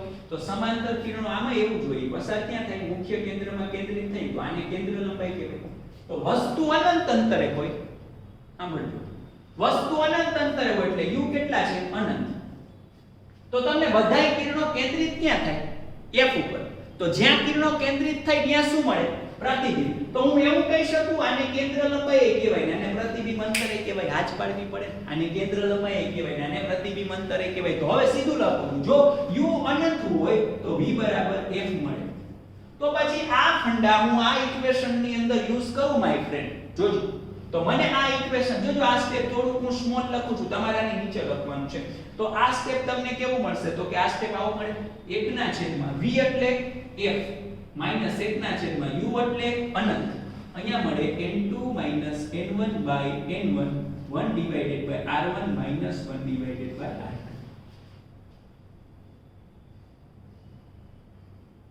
ડન. 1/, હવે પછીનું સ્ટેપ છે આના પછી 1/f. 1/અનંત એટલે 0 ને. તો 1/f n2 n1/n1 1/r1 1/r2. બસ આને છે, આ ઇક્વેશન છે એને કહેવાય જેને લેન્સ મેકર્સ નું સમીકરણ કહે છે. બરાબર છે? ક્લિયર છે? બસ તો આ પ્રશ્ન પૂરો. લેન્સ મેકર્સ નું સમીકરણ. તમને હવે એવો પ્રશ્ન થાય કે કાઈ વાંધો નહીં સર, આ આખી વસ્તુ તો સમજાઈ ગઈ, પણ આને લેન્સ મેકર્સ એવું કા નામ આપ્યું? કા બીજું કાઈ નો નામ આપ્યું? મેં આવું જ કા મન થયું?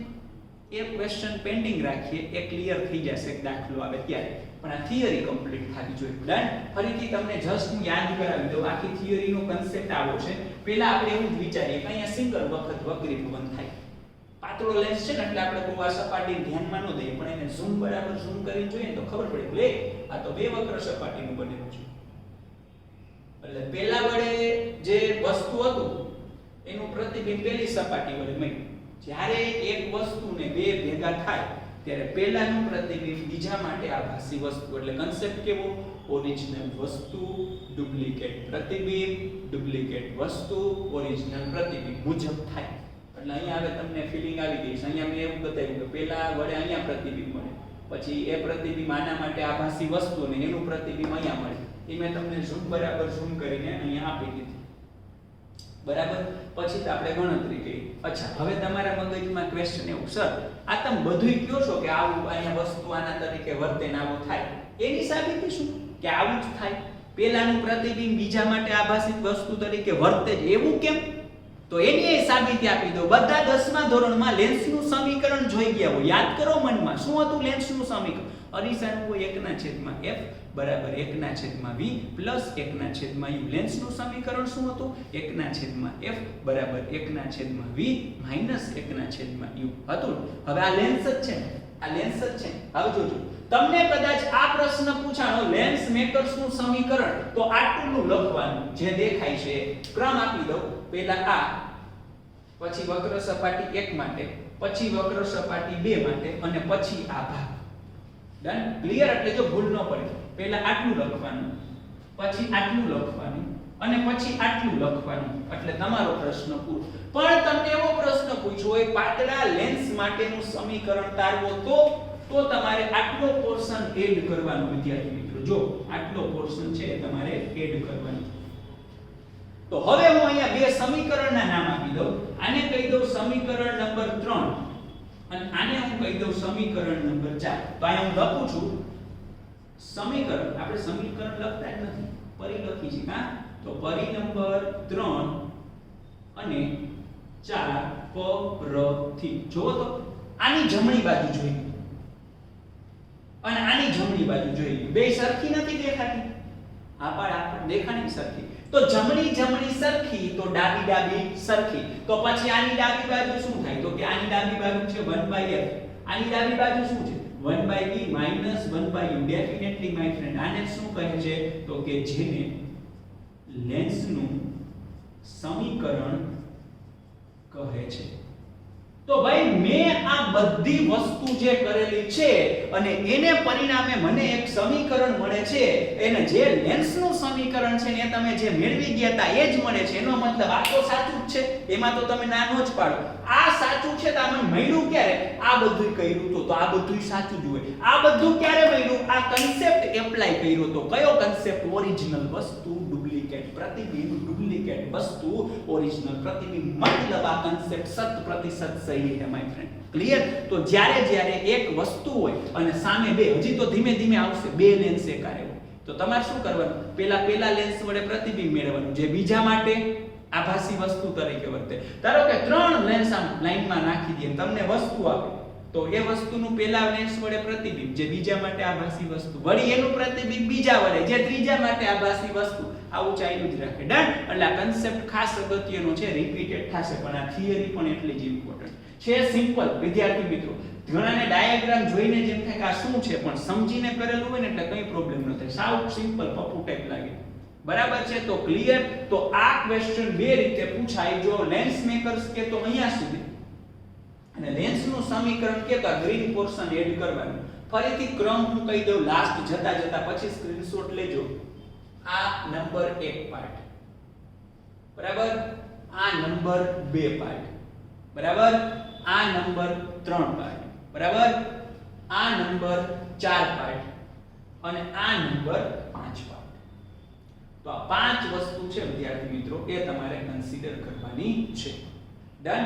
તો હવે તમે સ્ક્રીનશોટ છે લઈ શકો છો અને આ ક્વેશ્ચન છે એ પરફેક્ટલી લખી શકો છો. Thank you very much. તો આપણે વાત કરતા હતા ચેપ્ટર નંબર 9 કિરણ પ્રકાશ શાસ્ત્રની, એમાં પણ આવી પહોંચેલા છે આપણે એક લેન્સના ટોપિક ઉપર વિદ્યાર્થી મિત્રો. લાસ્ટ લેક્ચરમાં લેન્સનું સમીકરણ મેળવેલું હોય, હે, કેમ અરીસાનું સમીકરણ મેળવેલું હતું, પછી એના દાખલાઓ ગણતી વખતે સંજ્ઞા પદ્ધતિ ધ્યાનમાં લેવી પડે. અને હવે તો તમને સંજ્ઞા પદ્ધતિની કિંમત સમજાયેલી જ હોય કે જો એમાં ભૂલ પડે તો આખો સમ ખોટો પડે. એટલે એવું ન થાય એના માટે આપણે આ કન્સેપ્ટ પ્રોપર મજબૂત બનાવવો પડે. બરાબર ને? ચલો તો કન્સેપ્ટને પ્રોપર મજબૂત બનાવીએ. અત્યારે જે વાત થશે એ સેપરેટલી નથી આપેલી ટેક્સ્ટ બુકમાં, ખાસ સાંભળજો.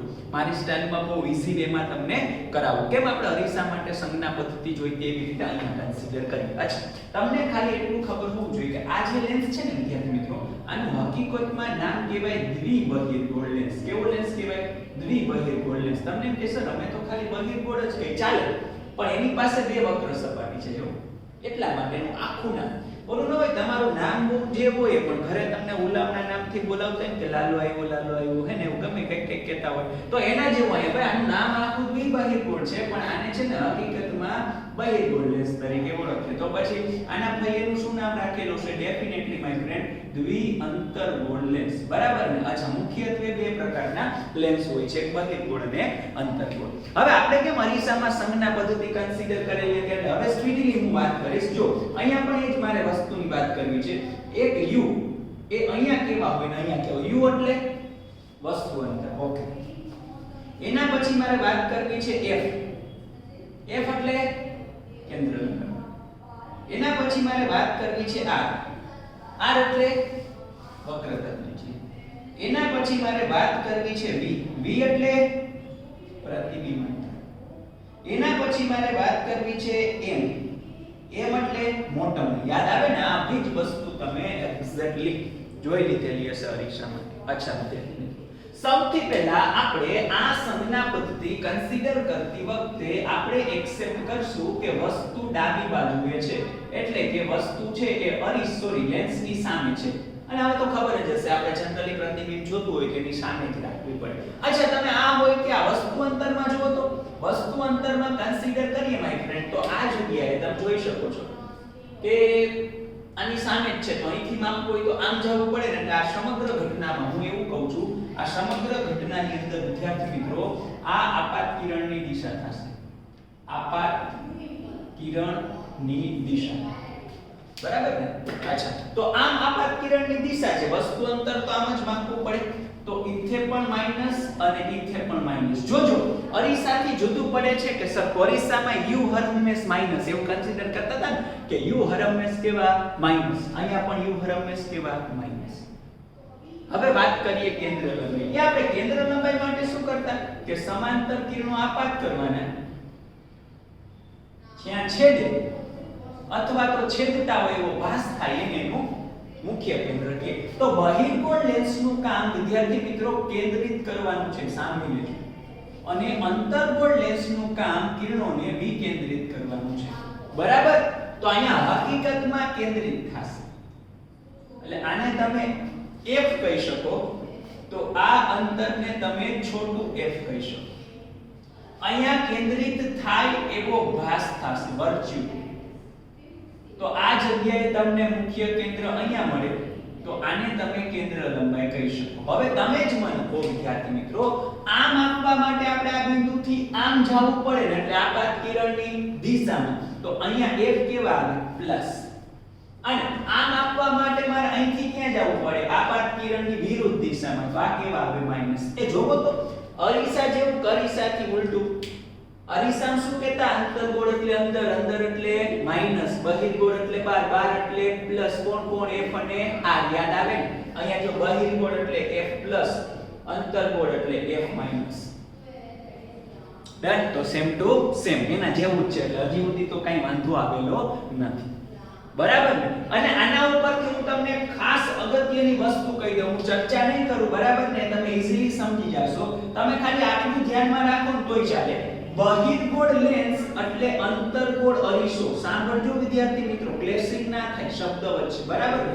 અને અંતર્ગોળ લેન્સ એટલે બહિર્ગોળ અરીસો. એટલે હું શું કહેવા માંગુ છું કે જેવું જેવું બહિર્ગોળ અરીસામાં થાતું હતું ને, એવું એવું અંતર્ગોળ લેન્સમાં થાય. અને જેવું જેવું અંતર્ગોળ અરીસામાં થાતું હતું ને, એવું એવું બહિર્ગોળ લેન્સમાં થાય. એઝ એ એક્ઝામ્પલ હું તમને છે ને ખાલી વાત કરી દઉં કે આ અંતર્ગોળ અરીસો છે. જોજો એક વખત સમજાવી દઉં એટલે તમે માસ્ટર થઈ જાવ. અહીંયા p હોય, અહીંયા f હોય ને અહીંયા c હોય. એવી રીતે લેન્સની અંદર બે મુખ્ય કેન્દ્ર હોય, એક અહીંયા હોય, એક અહીંયા હોય. આમાં c નો હોય, યાદ રાખજો, c નો હોય, પણ આનાથી બે ગણું અંતર એટલે આપણે 2f કહી દઈએ. તમે એમ કહેતા હતા ને કે અહીંયા c થી દૂર વસ્તુ હોય તો પ્રતિબિંબ c અને f ની વચ્ચે, અને c અને f ની વચ્ચે વસ્તુ હોય તો પ્રતિબિંબ c થી દૂર. તો અહીંયા એમ કહેવાનું વસ્તુ 2f થી દૂર હોય તો પ્રતિબિંબ f અને 2f ની વચ્ચે. અને વસ્તુ જો આ f અને 2f ની વચ્ચે હોય તો પ્રતિબિંબ 2f થી દૂર. પછી અહીં કહેતા હતા c ઉપર વસ્તુ હોય તો પ્રતિબિંબ અહીંયા. તો અહીં કહેવાનું 2f ઉપર વસ્તુ હોય તો પ્રતિબિંબ 2f. અહીં કહેતા હતા અનંત અંતરે વસ્તુ હોય તો પ્રતિબિંબ f ઉપર. અહીં એવું કહેવાનું અનંત અંતરે વસ્તુ હોય તો પ્રતિબિંબ f ઉપર.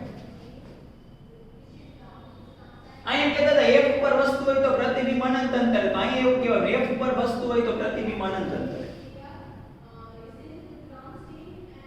અહીંયા તમે એવું કહેતા હતા વસ્તુ આની વચ્ચે હોય તો પ્રતિબિંબ અરીસાની પાછળ અને આભાસી. અહીંયા તમારે એવું કહેવાનું વસ્તુ આની વચ્ચે હોય તો પ્રતિબિંબ છે ને એ ટૂંકમાં અહીંયા આ બાજુ મળે, આ બાજુ. બરાબર.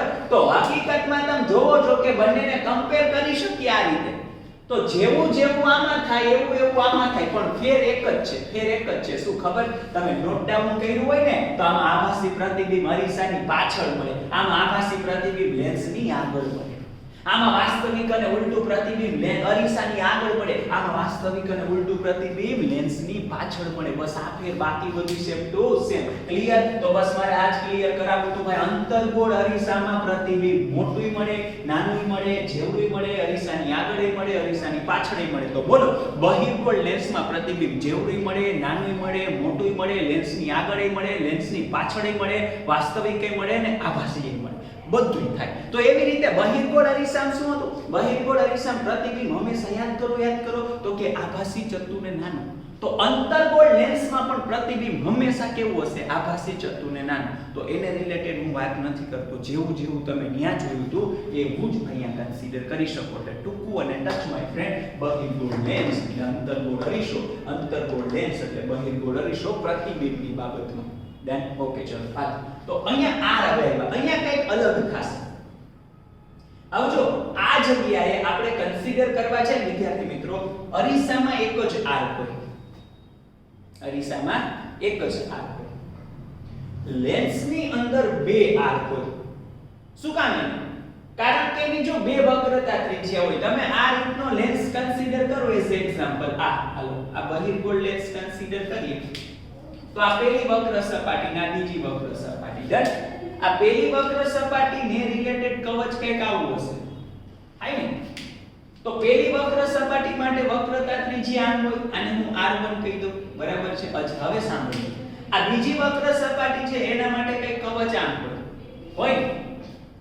તો એના માટે મારે સેન્ટર અહીંયા લેવું પડે. એના માટે આ વક્રતા ત્રિજ્યા થઈ તો એ બીજી સપાટી માટે હું R2 કહી દઉં. જો તો આ પહેલી સપાટીની વક્રતા ત્રિજ્યા મેં R1 કીધી અને બીજી વક્ર સપાટી છે એની વક્રતા ત્રિજ્યા મેં R2 કીધી. તો તમે જ મને કહો અહીંથી માપવું હોય તો આ R1 ને માપવા આમ જવા પડે, એટલે કેવા થવા જોઈએ? પ્લસ. Very good. અને R2 ને માપવા તમારે આમ જવું પડે તો R2 કેવા થવા જોઈએ? માઈનસ. તો આ ટૂંકમાં આપણે કન્સિડર કરીએ જે વાત થઈ ને એ બહિર્ગોળ લેન્સની થઈ. બરાબર. આવી જ રીતે અંતર્ગોળ લેન્સમાં પણ વિદ્યાર્થી મિત્રો હું તમને આ રીતની ફીલિંગ અપાવવા માંગુ કે ધારો કે આ પહેલી સપાટી ભલે, બરાબર છે, પછી આ બીજી સપાટી તો કે ભલું. ચલ હાલ આનું કવચ કઈક આવું થાય. આનું જે આખે આખું વર્તુળાકાર વસ્તુ કન્સિડર કરી આવી થાય. અચ્છા આની જે વક્રતા ત્રિજ્યા છે આ બાજુ, આને સપાટી નંબર 2 કીધી જો ને, આની R2 અને આને હું સપાટી નંબર 1 કહી દઉં તો આની R1. બરાબર. આનું કેન્દ્ર અહીંયા હોય તો આટલું R1 થાય અને અહીંથી તમે કન્સિડર કરો તો અહીંથી R2 થાય. ડન ને?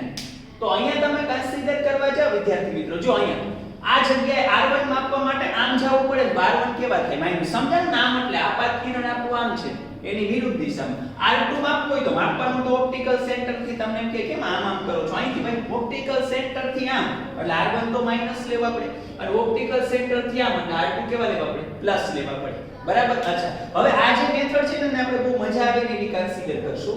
જો આપણે છે ને હંમેશા વસ્તુ ડાબી બાજુએ હશે એટલે તમારે આ મેં આખી વસ્તુ સમજાવી, તમારે આ જ વસ્તુને આ રીતે કન્સિડર કરવાનું છે વિદ્યાર્થી મિત્રો. જો અહીંયા હું તમને આ બંનેનું ટૂંકું અને ટચ વર્ઝન આપી દઉં. આ કેવો લેન્સ છે? એક જ મિનિટ. ચલો ફરીથી એક વખત કન્સિડર કરી નાખીએ. આ બહિર્ગોળ લેન્સ છે. અચ્છા દ્વિબહિર્ગોળ આલમ અને આ જે છે એ અંતર્ગોળ અથવા તો દ્વિઅંતર્ગોળ. આ R મેળવવા માટે આપણે શક્તિમાન મેથડનો યુઝ કરશું. કઈ મેથડ? શક્તિમાન. એટલે શું? જો તમારે પહેલા સપાટી નક્કી કરી લેવાની. ધારો કે આ પહેલી છે તો તમારે આને R1 લખવાનું, આ બીજી છે તો તમારે આને R2 લખવાનું. બરાબર. એવી રીતે અહીંયા આ પહેલી સપાટી છે તો R1 લખવાનું, આ બીજી સપાટી છે તો R2 લખવાનું. થઈ ગયું ને? જોવાનું શક્તિમાન. બરાબર ને? અચ્છા જો હવે શું કરવાનું? હવે તમારે કવચ બનાવતા શીખવાનું. આમ તો ટૂંકમાં આખો ગોળો કે ભાઈ લેન્સ છે એટલે તો એ વર્તુળ બનાવતા શીખવાનું. જો આ સપાટીને રિલેટેડ વર્તુળ તો કે આમ એટલે આમ, બોલો આમ એટલે આમ, પછી આમ એટલે આમ, અને આમ એટલે પ્લસ. સમજાણું? જો ફરીથી કહું, આને રિલેટેડ વર્તુળ પેલા બનાવો, વર્તુળ પછી માપો અંતર. આમ એટલે કેવું? પ્લસ. Very good. હવે આમ એટલે તો કે આમ, પછી આમ એટલે તો કે આમ, અને આમ એટલે માઈનસ. Very good. ચલો સમજાય છે ને? બરાબર. શક્તિમાન મેથડ જો હાલો અહીંયા તો આ પ્લસ કે માઈનસ? આમ એટલે આમ, આમ એટલે આમ, અને આમ એટલે માઈનસ. તો અહીંયા r1 કેવા? માઈનસ. બરાબર. આ ચાલો અહીંયા કન્સિડર. આમ એટલે આમ, આમ એટલે આમ, અને આમ એટલે પ્લસ. હાલો ડન. ક્લિયર? તો અહીંયા હું r માં સ્ટાર કરું છું. સ્ટાર મતલબ અહીંયા કન્સિડર કરેલું છે આ પ્રમાણે. આ બે વસ્તુ બધી વાત કરેલી છે વક્રતા ત્રિજ્યાની. આ ઓફિશિયલી આમ થાય. જો તમે જોઈ શકો છો અહીંયા r2 માં માઈનસ કેવા પડે ને થઈ ગયા માઈનસ. અહીંયા r1 ને પ્લસ કેવા પડે ને થઈ ગયા પ્લસ. અહીંયા r1 ને માઈનસ કેવા પડે ને થઈ ગયા માઈનસ. અહીંયા r2 ને પ્લસ કેવા પડે ને થઈ ગયા પ્લસ. ડન. તો તમારે દર વખત આવું બધું નહીં વિચારવાનું. સિમ્પલ આપણી શક્તિમાન મેથડ. ક્લિયર ને? એક વખત આલો હજી હું તમને કહી દઉં. આ શક્તિમાન મેથડમાં શું કરવાનું? આ પહેલું અને આ બીજું. તો આમ એટલે આમ, આમ એટલે આમ, અને આમ એટલે પ્લસ. આમ એટલે આમ, આમ એટલે આમ, અને આમ એટલે માઈનસ. એવું થાય. હાલો તો r ક્લિયર છે? તો અરીસા કરતા અહીંયા થોડુંક r માં બદલ્યું છે એ આપણે આ રીતે કન્સિડર કરશું. ઓકે ચલો નો પ્રોબ્લેમ. અચ્છા હવે વાત ભેગા આવી છે ને એટલે હું તમને કરી દઉં. ધારો કે ક્યારેક તમને આ પ્રકારનો લેન્સ આપશે. અહીંયા જ બતાવી દઈએ. ચલો આવો લેન્સ કેમાંથી બને? પહેલા મને કહો તો. આમાંથી કામાંથી? આમાંથી ને. આ બહિર્ગોળ લેન્સ છે ના બે ભાગ કરી નાખવામાં આવે તો આને કહેવાય સમતલ બહિર્ગોળ લેન્સ. બોલી જા વિદ્યાર્થી મિત્રો, શું કહેવાય? સમતલ બહિર્ગોળ લેન્સ. બરાબર ને? કે જેની એક સપાટી સમતલ હોય છે અને બીજી બહિર્ગોળ. હાલો આ પહેલી સપાટી તો r1, આ બીજી સપાટી તો r2. અચ્છા એવી રીતે ધારો કે આનો એક ભાગ આને કટ કરી નાખ્યા ને આમ કોઈ પણ એક ભાગ કન્સિડર કરીએ. ચલો તો આને શું કહેવાતું હોય છે? Very good. નામ મગજમાં આવી ગયું હોય. સમતલ અંતર્ગોળ લેન્સ. ડન છે? ઓકે. આ પહેલી સપાટી તો r1, આ બીજી સપાટી તો r2. ચાલો હવે આપણે કન્સિડર કરી. ચલો મને r1 કન્સિડર કરાવો તો r1 પ્લસ થશે કે માઈનસ? શક્તિમાન મેથડ. આમ એટલે આમ, આમ એટલે આમ, આમ એટલે પ્લસ, આમ એટલે નથી નો ભેગું થયું. હમણાં કરીએ. અહીંયા r2 નથી ભેગું થતું. અહીંયા r1 નું તો થઈ જશે લખવાનું. આમ એટલે આમ, આમ એટલે આમ, અને આમ એટલે માઈનસ. હાલો ડન. અચ્છા હવે જસ્ટ તમને કહી દો, આ સાંભળજો, આ MCQ માટે ખાસ વસ્તુ. બરાબર. જો સમતલ અરીસો હોય કે સમતલ સપાટી, ફરીથી કહું, નોટ કન્સિડર કરી નાખીએ. સમતલ અરીસા કે સપાટી માટે, જેમ કે હું એક વિદ્યાર્થી મિત્રો તમારી સમક્ષ સમતલ અરીસો લઈ લો. આ એની મુખ્ય અક્ષ છે. એક હું તમારી સમક્ષ સમતલ સપાટી લઈ લઉં. આ એની મુખ્ય અક્ષ છે. આપણે કેન્દ્ર લંબાઈ માપવી હોય એની મેથડ શું? તો કે સમાંતર કિરણાપાત કરવાનું. જ્યાં છે તે એની કેન્દ્ર લંબાઈ. સાચું ને? તો જો અહીંયા હું ધારો કે સમાંતર કિરણાપાત કરું વિદ્યાર્થી મિત્રો, ખાસ ધ્યાન આપજો. આ સમતલ અરીસા ઉપર હું સમાંતર કિરણાપાત કરું અને અહીંયા હું સમાંતર કિરણાપાત કરું. શું થાય? Very good. અહીંયા લંબ રૂપે આપાત. આ સમજાણું ને? હવેનું સમજાવું. લંબ રૂપે આપાત તો લંબ રૂપે પરાવર્તિત, એટલે ઈ જ બસમાં પાછું જશે. અને અહીંયા તો સીધે સીધું કિરણ સીધે સીધું જાય. આરો ડન છે? તો વિદ્યાર્થી મિત્રો તમે જુઓ તો અહીંયા તમે જુઓ તો સમાંતર મુખ્ય અક્ષ, અહીંયા તમે જુઓ તો મુખ્ય અક્ષને સમાંતર. આ બે સમાંતર હોય તો આ છેદતા ક્યાં હશે? અનંત અંતર. આ બે સમાન છેદતા ક્યાં હશે? અનંત અંતરે. તો હું કહી શકું આ કિસ્સામાં આનો મુખ્ય કેન્દ્ર ક્યાં મળે? ભાઈ જે સમાંતર કિરણ વક્રીભવન પામી અને જે બિંદુએ છેદે એને એનું મુખ્ય કેન્દ્ર કહેવાય. તો એટલા અંતરની કેન્દ્ર લંબાઈ કહેવાય. તો ભાઈ આ વક્રીભવન પામીને કે ક્યાં છેદશે? અનંત અંતરે. તો હું અહીંયા કહી શકું કે આની કેન્દ્ર લંબાઈ કેટલી કહેવાય? અનંત કહેવાય, કારણ કે છેક અનંત અંતરે છેદશે. આની કેન્દ્ર લંબાઈ મૂલ્યમાં વાત કરું, ખાલી મૂલ્યમાં, તો આની કેન્દ્ર લંબાઈ પણ કેવી કહેવાય? અનંત કહેવાય. તો ટૂંકું અને ટચ માય ફ્રેન્ડ, સમતલ અરીસો હોય, સમતલ અરીસો હોય કે પછી સમતલ સપાટી હોય, એની કેન્દ્ર લંબાઈ કેટલી થાય? અનંત. અને r અને f ને એની સાથે સીધો સંબંધ છે વિદ્યાર્થી મિત્રો, ખાસ ધ્યાન રાખજો. જો આ f અનંત હોય તો પછી વક્ર સપાટી, વક્ર છે જ નહીં, એની વક્રતા છે જ નહીં. જો સીધી સમતલ, તો યાદ રાખજો સમતલ વખતે નહીં પ્લસ નહીં માઈનસ, સમતલ વખતે નહીં પ્લસ નહીં માઈનસ અને સીધા આમ. તમારે અહીં આમ બોલવાનું, આમ એટલે આમ એટલે કાઈ નહીં, નથી આમ કે નથી આમ એટલે આમ એટલે આમ એટલે કાઈ નહીં, કાઈ નહીં એટલે અનંત. બેન છે શક્તિમાન મેથડ અહીંયા પૂરી. તો ટોટલ 4 પ્રકારના લેન્સ આપી શકે માય ફ્રેન્ડ. આનું આપણે પ્રિય નામ લખું છું, આને કહેવાય બહિર્ગોળ લેન્સ. આને તમે વિદ્યાર્થી મિત્રો કન્સિડર કરી શકો અંતર્ગોળ લેન્સ, બરાબર ને? અચ્છા, ઓકે, ચલો.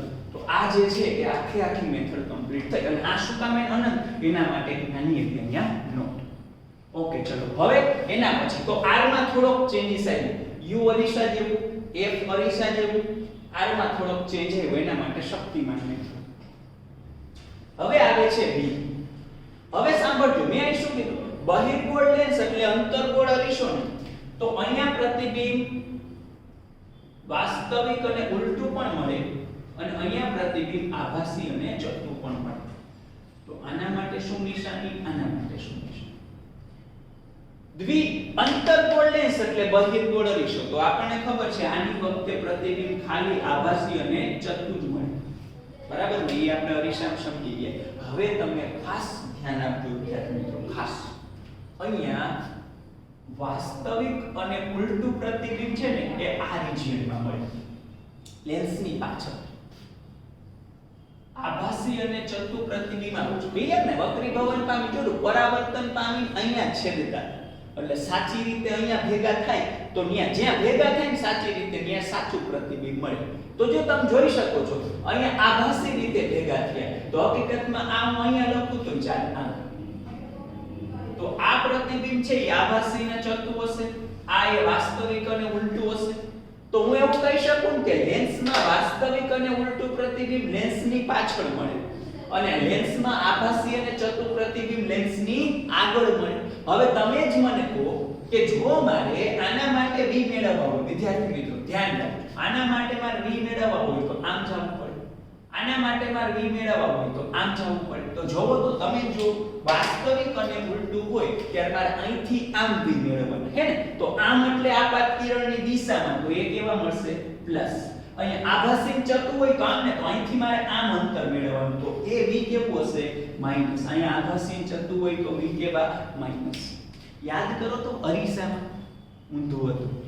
અરીસામાં આભાસી અને ચત્તુ હોય ને ત્યારે v પ્લસ મળતા હતા, અને વાસ્તવિક અને ઉલટું હોય ત્યારે v માઈનસ મળતા હતા. તો ટૂંકમાં અહીંયા ક્લેશિંગ થાય છે, અહીંયા એક જગ્યાએ ક્લેશિંગ થાય છે, બરાબર? એટલે અરીસા કરતા v ઊંધો છે, જોઈએ એમ ઊંધો હોય કે નહીં. ભાઈ આ જગ્યાએ વળી પાછું એમ એટલે યા તો અહીંયા આ જગ્યાએ બે ઓપ્શન ને, કે અહીંયા વાસ્તવિક અને ઉલટું પણ મળે અને આભાસી અને ચત્તુ પણ મળે.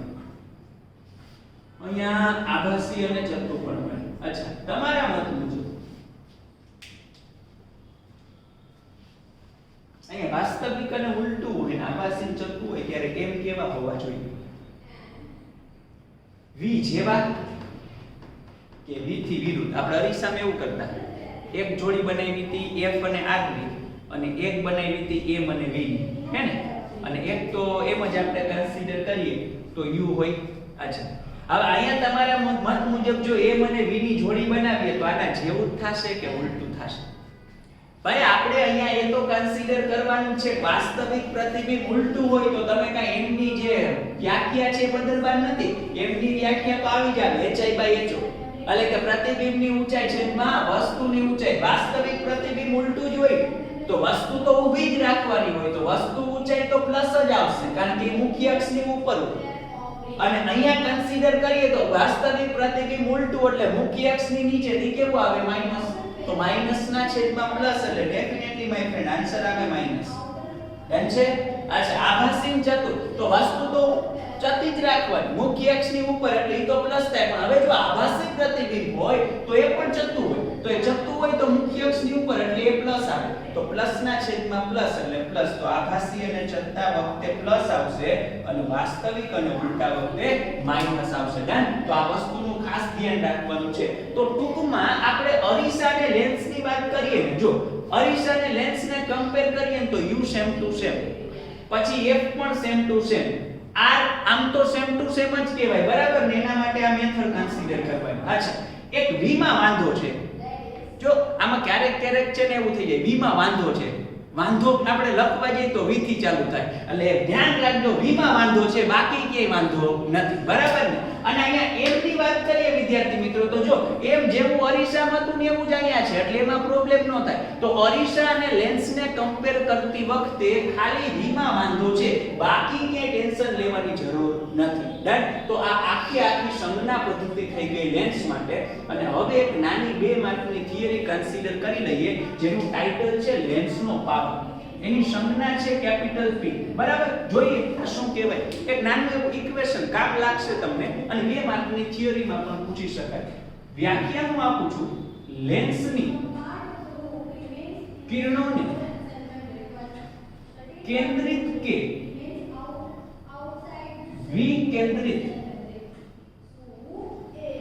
કરવાની ક્ષમતા બરાબર ને એનું શું કહે છે લેન્સનો પાવર કહે છે અચ્છા એટલે કઈ કેપેસિટી છે એટલે કેપેસિટી ને જ લેન્સનો પાવર કહેવાય પણ કેન્દ્રિત કે વિકેન્દ્રિત કરવાની ક્ષમતાને લેન્સનો પાવર કીધો એટલે તમે છે ને આને સિમ્પલી સમજવા જાવ ને તો ધારો કે આપ સમજવા માટે આવું કન્સિડર કરી શકીએ એક બીજી પણ વ્યાખ્યા છે પણ હું આપીશ પણ ધારો કે અહીંયા હું તમને સમજાવવા માટે 2 એક્ઝામ્પલ આપું એક છે પાતળો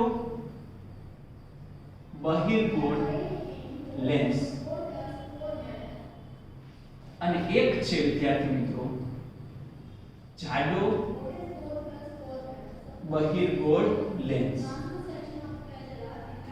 ઓકે ચલો એક પાતળો બહિર્ગોળ લેન્સ અને એક જાડો બહિર્ગોળ લેન્સ તો જો ધારો કે આ પાતળો બહિર્ગોળ લેન્સ છે એટલે રોકે અહીંયા થોડો જાડો બહિર્ગોળ લેન્સ છે આવે ને ફીલિંગ પાતળું જાડું જોતા જ આવી ગયું અચ્છા ઓકે તો અહીંયા તમે હકીકતમાં સમાંતર કિરણ આપાત કરશો તો એ વક્રીભવન પામશે પણ પાતળું હોવાથી થોડું દૂર વક્રીભવન પામી અને કેન્દ્રિત થશે એટલે આની કેન્દ્ર લંબાઈ મને આટલી મળી અહીંયા તમે જાડો લેન્સ કન્સિડર કરો ને તો અહીંયા જાડો હોવાથી એક વખત અહીંયા થાય અને બીજી વખત અહીંયા વક્રીભવન થશે એમ તો અહીંયા થાય 2 વખત જ થાય એક વખત સ્લાઇટલી આટલું જ થાય બીજી વખત આ એટલે અહીંયા જેમ કન્સિડર કરવા જાવ તો અહીંયા તમને f આટલું મળશે મતલબ અહીંયા f મોટા મળે અહીંયા f નાના મળે પહેલા તમે કયો પછી આમાંથી કોને કેન્દ્રિત છે એ કેન્દ્રિત કરવાની ક્ષમતા વધારે કહેવાય પાતળા લેન્સની કે જાડા લેન્સની જે નજીક કેન્દ્રિત કરે ને એની ક્ષમતા વધારે કહેવાય હો ધ્યાન રાખજો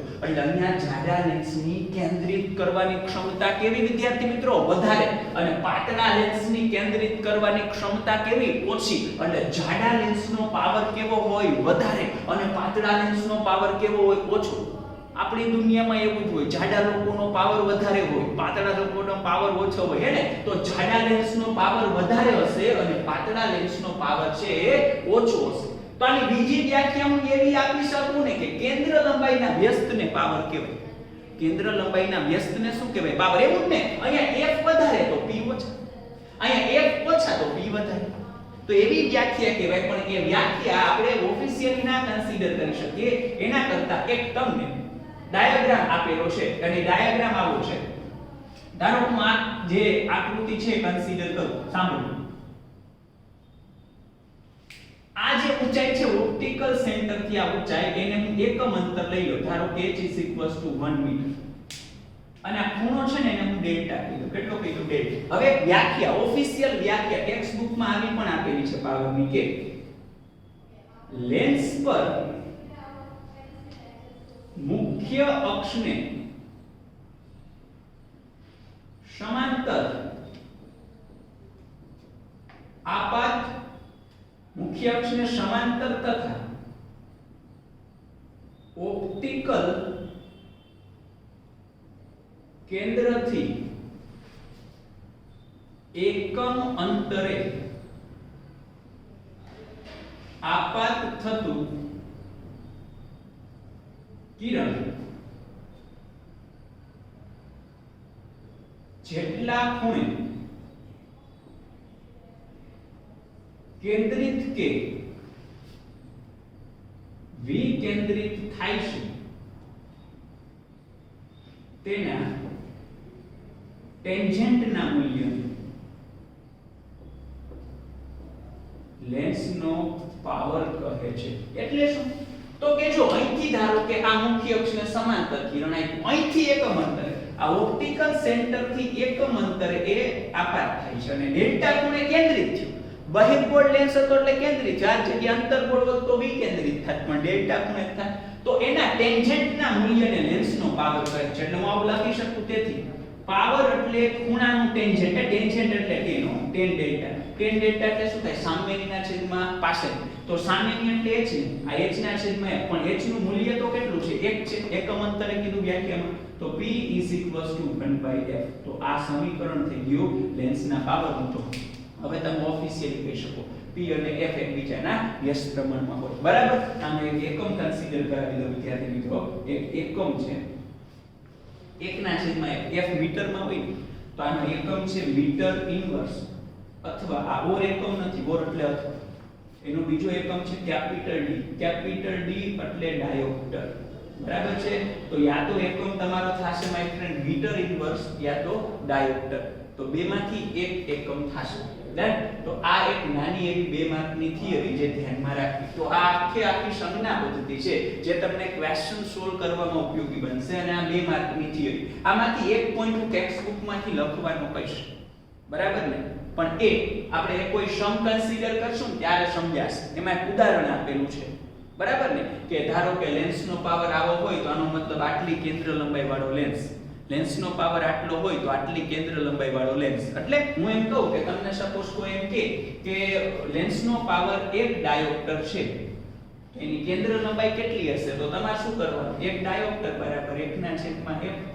તો f બરાબર આ 1 અહીંયા છે 1/f એટલે 1 મીટર. બરાબર? એવી રીતે અંતર્ગોળ લેન્સ માટે કેન્દ્ર લંબાઈ માઈનસ હોય તો અંતર્ગોળ લેન્સનો પાવર એ માઈનસ હોય, અને બહિર્ગોળ લેન્સની કેન્દ્ર લંબાઈ પ્લસ હોય તો બહિર્ગોળ લેન્સનો પાવર પણ પ્લસ હોય. હવે તમે ક્યારે આંખના નંબર ચેક કરાવવા જાવ ને તો જે તમને ડોક્ટર પ્રિસ્ક્રિપ્શન આપશે ને એમાં જોજો, એમાં તમને આવું જ કંઈક લખેલું હોય છે -2.5D કે -0.5D અથવા તો +1.5D. તો SD એટલે શું? ડાયોપ્ટર. મતલબ તમારે જે આંખની ખામી છે એ નિવારવા માટે એટલા પાવર વાળા લેન્સની રિક્વાયરમેન્ટ હશે. એ એવી વસ્તુ સાબિત કરે. બરાબર? તો આ છે 2 માર્કની એક નાની એવી થિયરી જે તમારે કન્સિડર કરવાની રહેશે. બાકી આ નોટ આમાંથી થિયરી ના પૂછાય, પણ જેટલા પણ સમ છે બધા કરવા માટે આ વસ્તુ આવડવી જોઈએ. જો આમાં તમે ફેલ તો સમ ગણવામાં ફેલ, એટલું ધ્યાન રાખો. બરાબર? ઓકે, તો આ લેક્ચર છે વિદ્યાર્થી મિત્રો અહીંયા સુધી રાખીએ છીએ. હમણાં તમે પરફેક્ટ સ્ક્રીનશોટ લઈ લેજો અને નોટ પણ કરી નાખજો. બરાબર? અહીંયા સુધી રાખશું. મળશું નેક્સ્ટ એપિસોડમાં. ત્યાં સુધી Tata, bye bye, C. Thank you very much.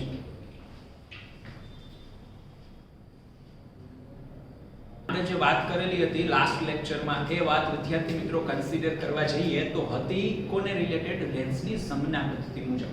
તો સમય આવી ગયો છે ને રિલેટેડ દાખલાઓ જોઈએ. પહેલા lens makers formula, most important thing my friend. બરાબર? હવે જો હું તમને એક વસ્તુ છે ને એની વાત કરી દઉં. એક મગજમાં ખાસ યાદ રાખો, જ્યારે આવા શબ્દોનો સામનો થાય, કેન્દ્ર લંબાઈ, સાંભળજો, વક્રતા ત્રિજ્યા અને વક્રી ગુણાંક, આ 3 ત્રિપુટીઓનો સામનો થાય એટલે તમારે જીવનમાં યાદ રાખી લેવું કે એક ઇક્વેશન વાપરવાનો સમય આવી ગયો છે અને એનું નામ છે LMF. બોલે તો લેન્સ મેકર્સ ફોર્મ્યુલા. મેં તમને થિયરી કરાવેલી હતી ત્યારે આખી થિયરી પણ કમ્પ્લીટેડ હતી. એક ક્વેશ્ચન હતો સર એને લેન્સ મેકર્સ ફોર્મ્યુલા શું કામ એને કહેવાય, એનો પણ આન્સર મળશે અને આ વસ્તુ પણ ખાસ ધ્યાન રાખજો. બરાબર? તો સૌથી પહેલા વિદ્યાર્થી મિત્રો આપણે જે આન્સર મેળવવાનો છે એ આન્સર કન્સિડર કરવાનો છે નંબર 7. બરાબર? ચલો તો 1.55 વક્રી ભવનાંક ધરાવતા કાચમાંથી બંને સપાટીઓની વક્રતા ત્રિજ્યા જોજો બંને સપાટીઓની વક્રતા ત્રિજ્યા સમાન છે ઓકે વક્રી ભવનાંક આપેલો છે દ્વિબહિર્ગોળ લેન્સ બનાવો એવો લેન્સ બનાવવો છે તો 20 સેન્ટીમીટર કેન્દ્ર લંબાઈ ધરાવતા લેન્સની વક્રતા ત્રિજ્યા કેટલી કેન્દ્ર લંબાઈ વક્રતા ત્રિજ્યા વક્રી ભવનાંક આવું તમને ભટકાય એટલે ડાયરેક્ટલી લખી જ નાખવાનું કોના ઉપરથી તો કે L M F પર થી બોલે તો 1/f n2 n1 by n1 in the bracket 1/r1 minus 1/r2 બરાબર હવે આ જ્યારે પણ તમે યુઝ કરો ને વિદ્યાર્થી મિત્રો ત્યારે શક્તિમાન મેથડનો સામનો કરવાનો એટલે શું તો કે લેન્સ કયો આપ્યો છે પહેલા દ્વિબહિર્ગોળ એટલે આ જાણે તમારો લેન્સ દ્વિબહિર્ગોળ છે જો બધો ડેટા આપણે અહીંયા કેવી રીતે લખીએ ને એ કન્સિડર કરીને લેન્સનો વક્રી ભવનાંક છે 1.55 એટલે તમને બધાને ખબર પડી જાવી જોઈએ કે n2 છે 1.55 આજુબાજુ કાઈ ન કે એટલે બાય ડિફોલ્ટ સમજવાનું હવાનો વક્રી ભવનાંક કેટલો હોય કે આની કેન્દ્ર લંબાઈ આપેલી છે ને કેટલી આપેલી છે તો કે કેન્દ્ર લંબાઈ આની છે 20 સેન્ટીમીટર બહિર્ગોળ આવે એટલે ખાસ સમજવાનું કેન્દ્ર લંબાઈ કેવી હોય પ્લસ ઈ તો સેમ જ રહેશે અરીસો હોય કે લેન્સ બહિર્ગોળની કેન્દ્ર લંબાઈ પ્લસ જો થઈ ગયા કેટલા ડેટા લખીને આ 20 આવી ગયા છે 1.55 આવી ગયા છે હવે એવું કીધું બંને વક્રતા ત્રિજ્યા છે સમાન તો શક્તિમાન મેથડ આ શક્તિમાન મેથડ છે ને એટલા માટે આને f ને અહીંયા લઈ લો f બરાબર +20 સેન્ટીમીટર બરાબર ને અહીંયા પહેલી વક્રતા ત્રિજ્યા આ બીજી વક્રતા ત્રિજ્યા ચલો r1 અને r2 બંને સમાન છે ખબર નથી કેટલી પણ હું ધારો કે આને r લઈ લઉં તો આને પણ કેટલી કહેવાય r જ કહેવાય સવાલ એ છે વિદ્યાર્થી મિત્રો કઈ પ્લસ ને કઈ માઈનસ ચલો શક્તિમાન મેથડ તો કે આમ એટલે આમ એટલે આમ અને આમ એટલે પ્લસ આમ એટલે આમ એટલે આમ અને આમ એટલે માઈનસ ડન છે એ આ ઇક્વેશન પરથી તો આનું નેક્સ્ટ સ્ટેપ શું આવશે તો કે બધી કિંમત મૂકો ચલો તો 1/f f એટલે પૂરેપૂરા +20 f એટલે +20 n2 એટલે 1.55 n1 એટલે આવી ગઈ ફિલિપ ચલો તો n2 એટલે હું લખું છું 1.55 -1/1 in the bracket 1/r1 r એટલે r આ માઈનસ 1 ના છેદમાં આ r2 એટલે માઈનસ કોઈ સ્ટેપ નો કાપ્યો ને માઈનસ છે એટલે બ્રેકેટ માં રાખશું અચ્છા ઓકે ચલો તમારે આ એરો કરો એટલે સમજી જવાનું તમારે નીચે લખવાનું પર હું કન્ટિન્યુ રાખું છું આ 1 ના છેદમાં 20 એટલે 1 ના છેદમાં 20 અહીંયા કેટલા આવે તો કે 1.55 - 1 એટલે 0.55 આવું ઘણીવાર આવશે ભાગ્યા 1 કરો એટલે ફેર પડે નહીં તો એ 0.55 આવશે અચ્છા આ 12 નું બ્રેકેટ કમ્પ્લીટ આ 1 ના છેદમાં r વિદ્યાર્થી મિત્રો નેગેટિવ પોઝિટિવ વેરી ગુડ ચલો તો આ 1 ના છેદમાં r બરાબર છે ઓકે આ પહેલો સમ છે એટલે આપણે ધીમે ધીમે આગળ વધીએ છીએ અને ઇમ્પોર્ટન્ટ મેં પહેલાય કીધું હતું પાછું કહું કોમ્પિટિટિવ એક્ઝામિનેશન હોય કે બોર્ડની એક્ઝામિનેશન હોય LMF રિલેટેડ એક સમ તમને ભટકાય જ બરાબર અચ્છા ચલો નેક્સ્ટ વન તો 1 ના છેદમાં 20 એટલે 1 ના છેદમાં 20 અહીંયા શું હોય તો જોવો તો આ 0.55 એટલે 0.55 ભાઈ અહીંયા ટૂંકું ને ટચ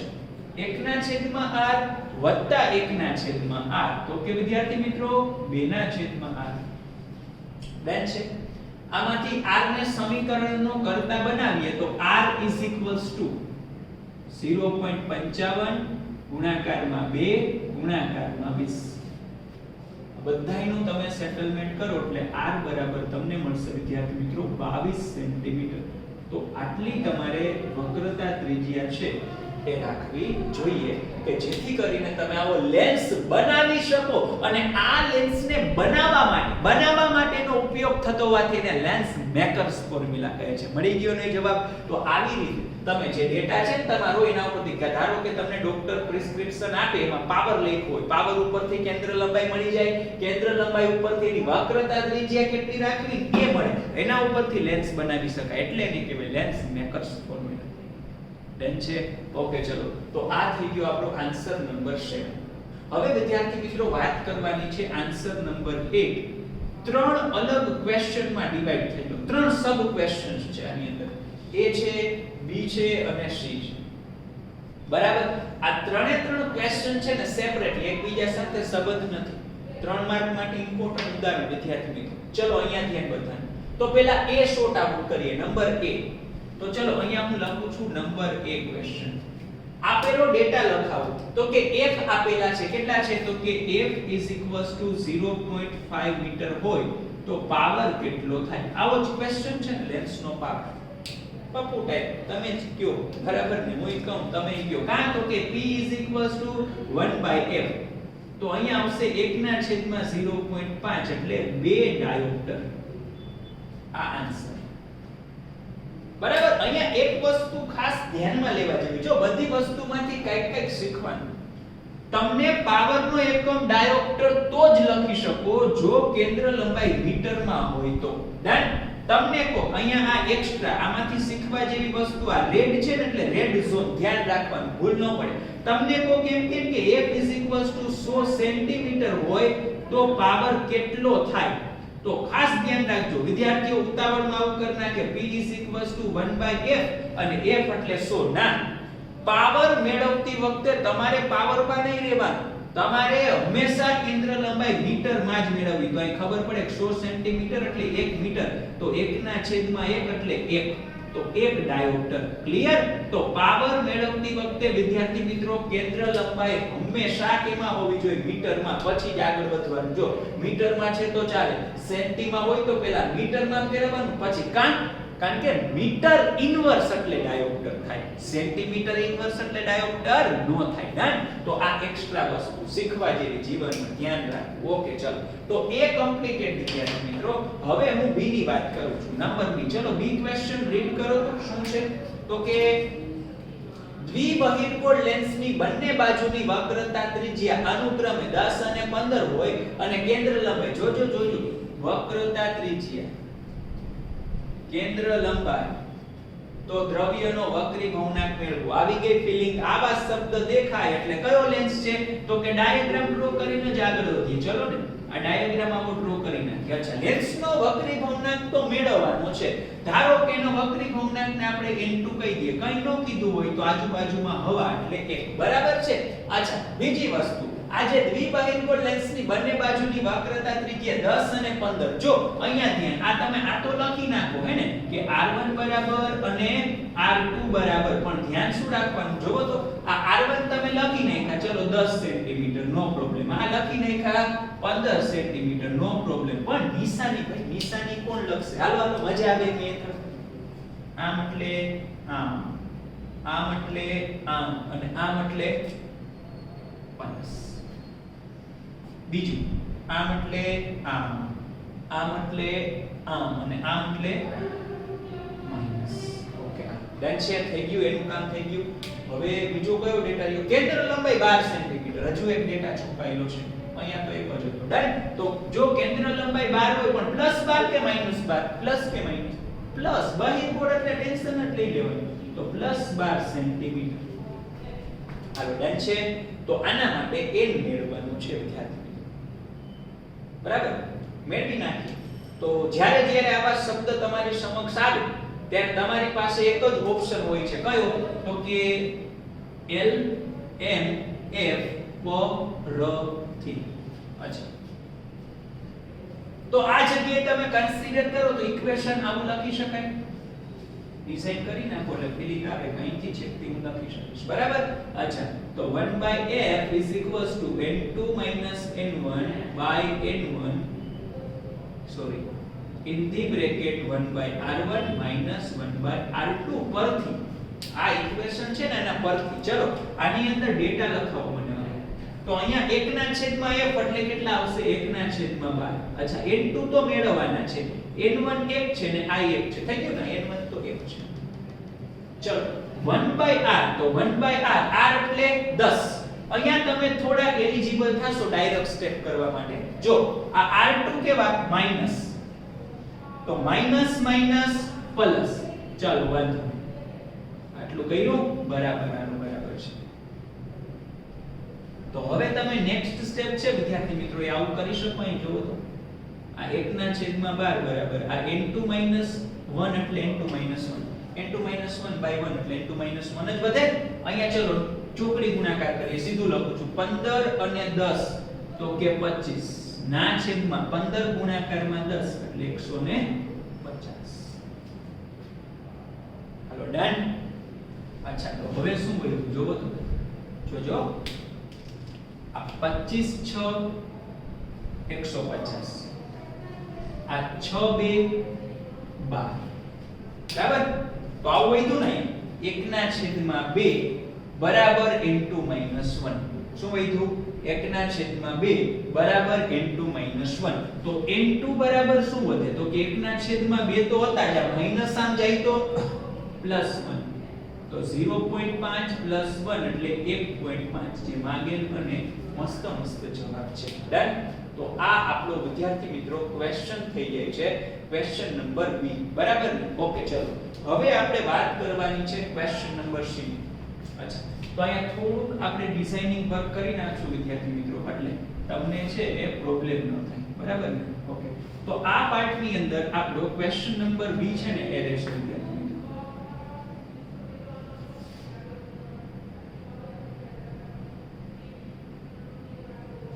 બરાબર છે. ચલો હજુ એક અહીંયા લાઈનિંગ આપી દો એટલે તમને કઈ પ્રોબ્લેમ જ ન રહે. અચ્છા ઓકે ચલો તો આ જે પાર્ટ છે ને આમાં આપણે ક્વેશ્ચન નંબર આપણો C રાખશું બરાબર. હાલો એક ક્વેશ્ચન રીડ કરો. મારા મત મુજબ મને આ ત્રણેયમાંથી ગમતો હોય તો આ ક્વેશ્ચન મસ્તનો ક્વેશ્ચન છે બરાબર. અચ્છા ઓકે ચલો નંબર C. તો નંબર C ની વાત અહીંથી કરું છું. એક બહિર્ગોળ લેન્સની હવામાં કેન્દ્ર લંબાઈ 20 છે. સાંભળજો બહિર્ગોળ લેન્સ છે હવામાં રાખવામાં આવે ત્યારે કેન્દ્ર લંબાઈ 20 છે. તો આ જ લેન્સને પાણીમાં રાખવામાં આવે ત્યારે એની કેન્દ્ર લંબાઈ છે એ કેટલી બને? સૌથી પહેલી વસ્તુ લેન્સને તમે પાણીમાં ડુબાડો તો એનો આકાર ન બદલાય એટલે ઓલી જે એમ કંઈક કન્સિડર કરી શકે ને જેવો આકાર હોય એવો જ રહે.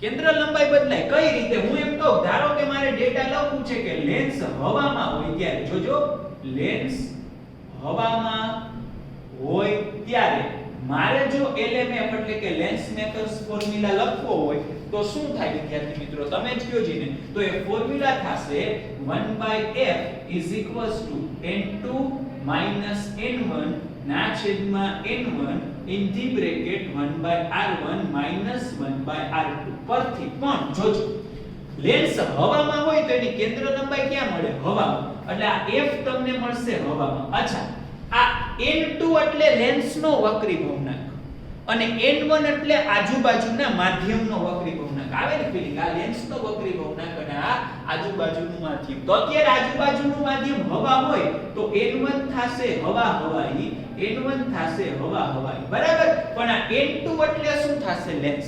તો અહીંયા હું 2 કાઢી અને લખી નાખું છું કે આ લેન્સ થાય. હાલો ડન. આટલું ક્લિયર છે વિદ્યાર્થી મિત્રો. તો આના ઉપરથી મારે ડેટા લખવો હોય તો કે હવામાં એની કેન્દ્ર લંબાઈ આપી છે 20. બહિર્ગોળ હોય તો કેન્દ્ર લંબાઈ પ્લસ એટલે અહીંયા હું લખું છું 20. આ જ સમમાં તમારે વિદ્યાર્થી મિત્રો આ જ સમમાં અંતર્ગોળ કીધું હોત તો મારે કેવા લેવાના થાય? માઈનસ. એવી જ રીતે અહીંયા પ્રેક્ટિસ કરજો એક એક્સ્ટ્રા. મેં બહિર્ગોળ માટે ગણાવ્યું તમે અંતર્ગોળ માટે ગણજો. ખાલી કહી દઉં આ સેમ આવશે. આ f કેવા થાય? માઈનસ. પછી r1 અને r2 ઈ બદલશે. આ માઈનસ થશે ને આ પ્લસ થશે. સમના પદ ઈ તમને આવડે જ છે.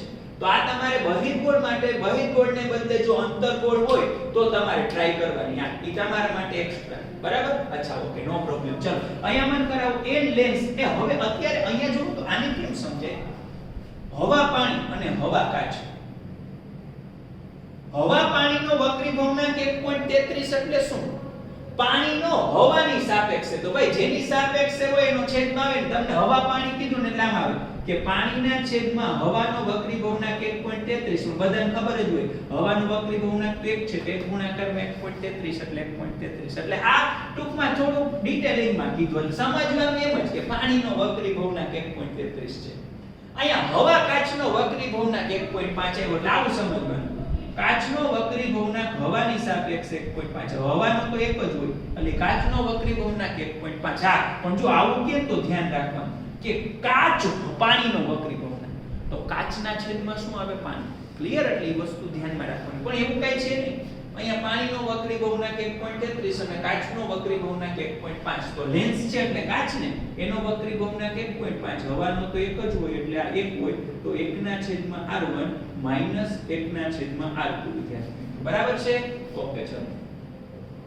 અને અહીંયા થોડું ડાયરેક્ટલી કરી નાખું તોય તમને પ્રોબ્લેમ ના હોવો જોઈએ. શું? તો કે અહીંયા કોઈના છેદમાં 1 એટલે જવાબ આવે કોઈ. નવું થોડું પાછા. આને કહી દો પરી નંબર 1. પ્રેમ સે બોલો જય માતાજી. નહીં, પરી નંબર 1. ઓકે. આ નંબર 1 કમ્પ્લીટેડ થઈ ગયું. અચ્છા હવે નંબર 2 જોજો.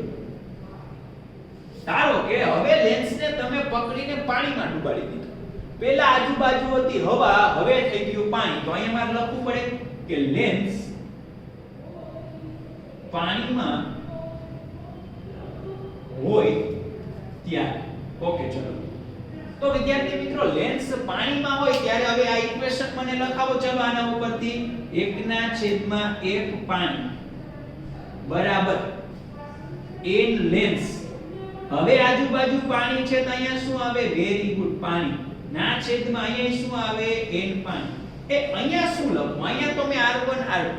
ભાઈ તમે લેન્સ હવામાં રાખેલો હોય ને એનો આકાર આવો જ હોય તો પાણીમાં ડૂબાડો ને તો આકાર તો એવો જ રહ્યો. ઈ કઈનો જાદુ નો થઈ ગયા. બરાબર ને? તો ઈ આકાર તો એવો જ રહે, મતલબ આ ધાર એવી જ રહે, મતલબ વક્રતા ત્રિજ્યા એટલી જ રહે, ઈ નો બદલે. તો 1/r1 માઈનસ 1/r2. હાલો ડન છે? ક્લિયર છે? હાલો વેલ્યુ મને મુકાવો વિદ્યાર્થી મિત્રો. તો આના ઉપરથી મને ઇક્વેશન આવું મને તમારે નીચે લખવાનું, હું અહીંયા લખું છું સિમ્પલી. તો 1/f પાણી ઈ મારે મેળવવાનું છે પાણીમાં કેન્દ્ર લંબાઈ. અચ્છા આ n લેન્સ એટલે 1.5 જોજો અહીં 1.5 માઈનસ 1.33 ના છેદમાં 1.33. ડન? અહીં હાલો ને એક હતો રાખી દે એટલે ખોટું ન લાગે. અચ્છા 1.33 આ બદલતી નથી તો એમ નમ જ 1/r1 માઈનસ 1/r2. હાલો ડન? ક્લિયર છે વિદ્યાર્થી મિત્રો? તો પ્રેમ સે બોલો પરી નંબર 2. અચ્છા લાસ્ટ સ્ટેપ એટલે કામ પૂરું. હવે હું કરું છું આવું પરી નંબર 1 ભાગાકારમાં પરી નંબર 2 કરતા. ચલો હવે મજા આવશે. શું કામ ખબર? આપણું ફેવરિટ સ્ટેપ આવ્યું. ઇથે બી ભાગાકાર. ઇથે બી ભાગાકાર. ભાગાકારનો પણ ભાગાકાર એટલે ઉલટો ગુણાકાર. હાલો મને કરાવો આ સ્ટેપ. તો જો અહીંયા છે આ લેફ્ટ હેન્ડ સાઈડ ડાબીનો ભાગાકાર. તો અહીંયા લખું 1/20 એને ભાગ્યા આ એટલે એનો ઉલટો ગુણાકાર. તો અહીંયા આવશે m પાણી ના છેદમાં 1 બરાબર. હાલો અહીંયા એ જોવો તો આ તો પ્રેમથી બલી ચડી છે. હાલો આ કેન્સલ, બ્રેકેટ તો કેન્સલ થઈ ગયો. હવે અહીંયા આ મને લખાવો જમણી બાજુ. તો 1.5 માઈનસ 1 છેદમાં ગુણાકાર, ઉલટો ગુણાકાર. ભાગાકાર ને ભાગાકાર ઉલટો ગુણાકાર. અને ઉલટાવી નાખું તો 1.33 ભાગાકારમાં 1.5 માઈનસ 1.33. હાલો ડન? અહીંયા સુધી ક્લિયર છે વિદ્યાર્થી મિત્રો? બરાબર? તો આના બરાબર હું સેજ વ્યવસ્થિત લખી નાખું તો આવું મળે 1.5 માઈનસ 1 એટલે 0.5 ગુણાકારમાં 1.33 તો છે જ. અચ્છા ના છેદમાં આ 1.5 માઈનસ 1.33 એટલે આઈ થિંક તમને 0.17 મળશે. બરાબર છે? અચ્છા પછી આમાંથી f પાણી છે ને કરતા બનાવું તો આ f પાણીને કરતા બનાવું વિદ્યાર્થી મિત્રો તો આ 20 અંશમાં વહી જશે. તો આવું મળે કે 0.5 ગુણાકારમાં 1.33 ભાગાકારમાં 0.17 અને ગુણાકારમાં 20. આ બધુંય તમે ગુણાકાર ભાગાકાર કરીને મેળવશો એટલે ફાઇનલ આન્સર આવશે 78.2 સેન્ટીમીટર. તો જુઓ તો આટલી કેન્દ્ર લંબાઈ છે એ થઈ ગઈ.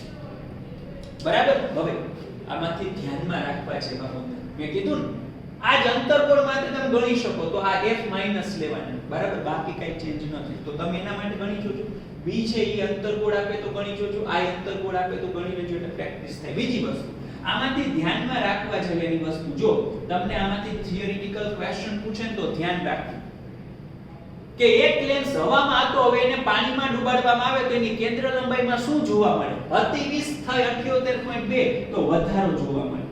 આવો ક્વેશ્ચન પૂછી શકે, કેન્દ્ર લંબાઈમાં વધારો. બીજી વસ્તુ એવું પૂછે કેટલો વધારો, તો તમારો આન્સર આવવો જોઈએ આટલો 78.2 - 20 બરાબર જેટલા આવે ને આટલો તમે કન્સિડર કરી શકો વધારો વિદ્યાર્થી મિત્રો. એટલે આનો આન્સર આવશે 58.2 સેન્ટીમીટર જેટલો વધારો થયો. કેટલા ટકાનો વધારો થયો એવું પૂછે તો હવે તો તમને ખબર જ હોવી જોઈએ કેટલા ટકા, એટલે નવું માઈનસ જૂનું અને છેદમાં જૂનું, આને ગુણાકારમાં 100%. એટલે આટલો વધારો વિદ્યાર્થી મિત્રો થાય. બરાબર. તો ત્રણ પ્રશ્ન બીજા પૂછી શકે. શું થાય તો કે વધારો થાય, કેટલો થાય તો કે આટલો થાય, અને કેટલા ટકાનો થાય તો કે આટલા ટકાનો થાય.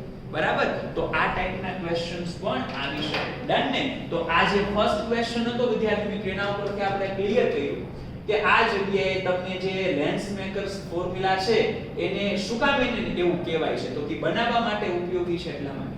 પછી આ 8માં આ એક્સ્ટ્રા વસ્તુનું ધ્યાન રાખવું. અહીંયા એક્સ્ટ્રા મેં લખ્યું નથી પણ તમને આપી દીધું. તમારે બહિર્ગોળ માટે હતું, અંતર્ગોળ કે તો આગળ વધજો જવાબ મેળવજો. આઈ તમે બહિર્ગોળને બદલે અંતર્ગોળ કે તો જવાબ મેળવજો. પણ આમાં આવી વસ્તુ પણ પૂછી શકે વિદ્યાર્થી મિત્રો. ક્લિયર? તો મસ્ત ટનાટન વસ્તુ આપણે જોઈ લીધેલી છે વિદ્યાર્થી મિત્રો. આ એલિમેન્ટ ને લગતા દાખલા તો ઇમ્પોર્ટન્ટ જ છે. એમાંથી આ તો આપણો ફેવરિટ. બરાબર છે, સિમ્પલ પણ મજા આવી જાય. ક્યારે વાપરવાનું એની મેં તમને વસ્તુ કહી દીધી. આવા શબ્દ તમને દેખાય એટલે એલએમએફ આવતું હોય. ડન. તો અહીંયા સુધી રાખીએ છીએ વિદ્યાર્થી મિત્રો. મળશું નેક્સ્ટ એપિસોડમાં. ત્યાં સુધી બધાને Tata, bye bye, C you, thank you very much. હવે તમે સ્ક્રીનશોટ છે એ લઈ શકો છો.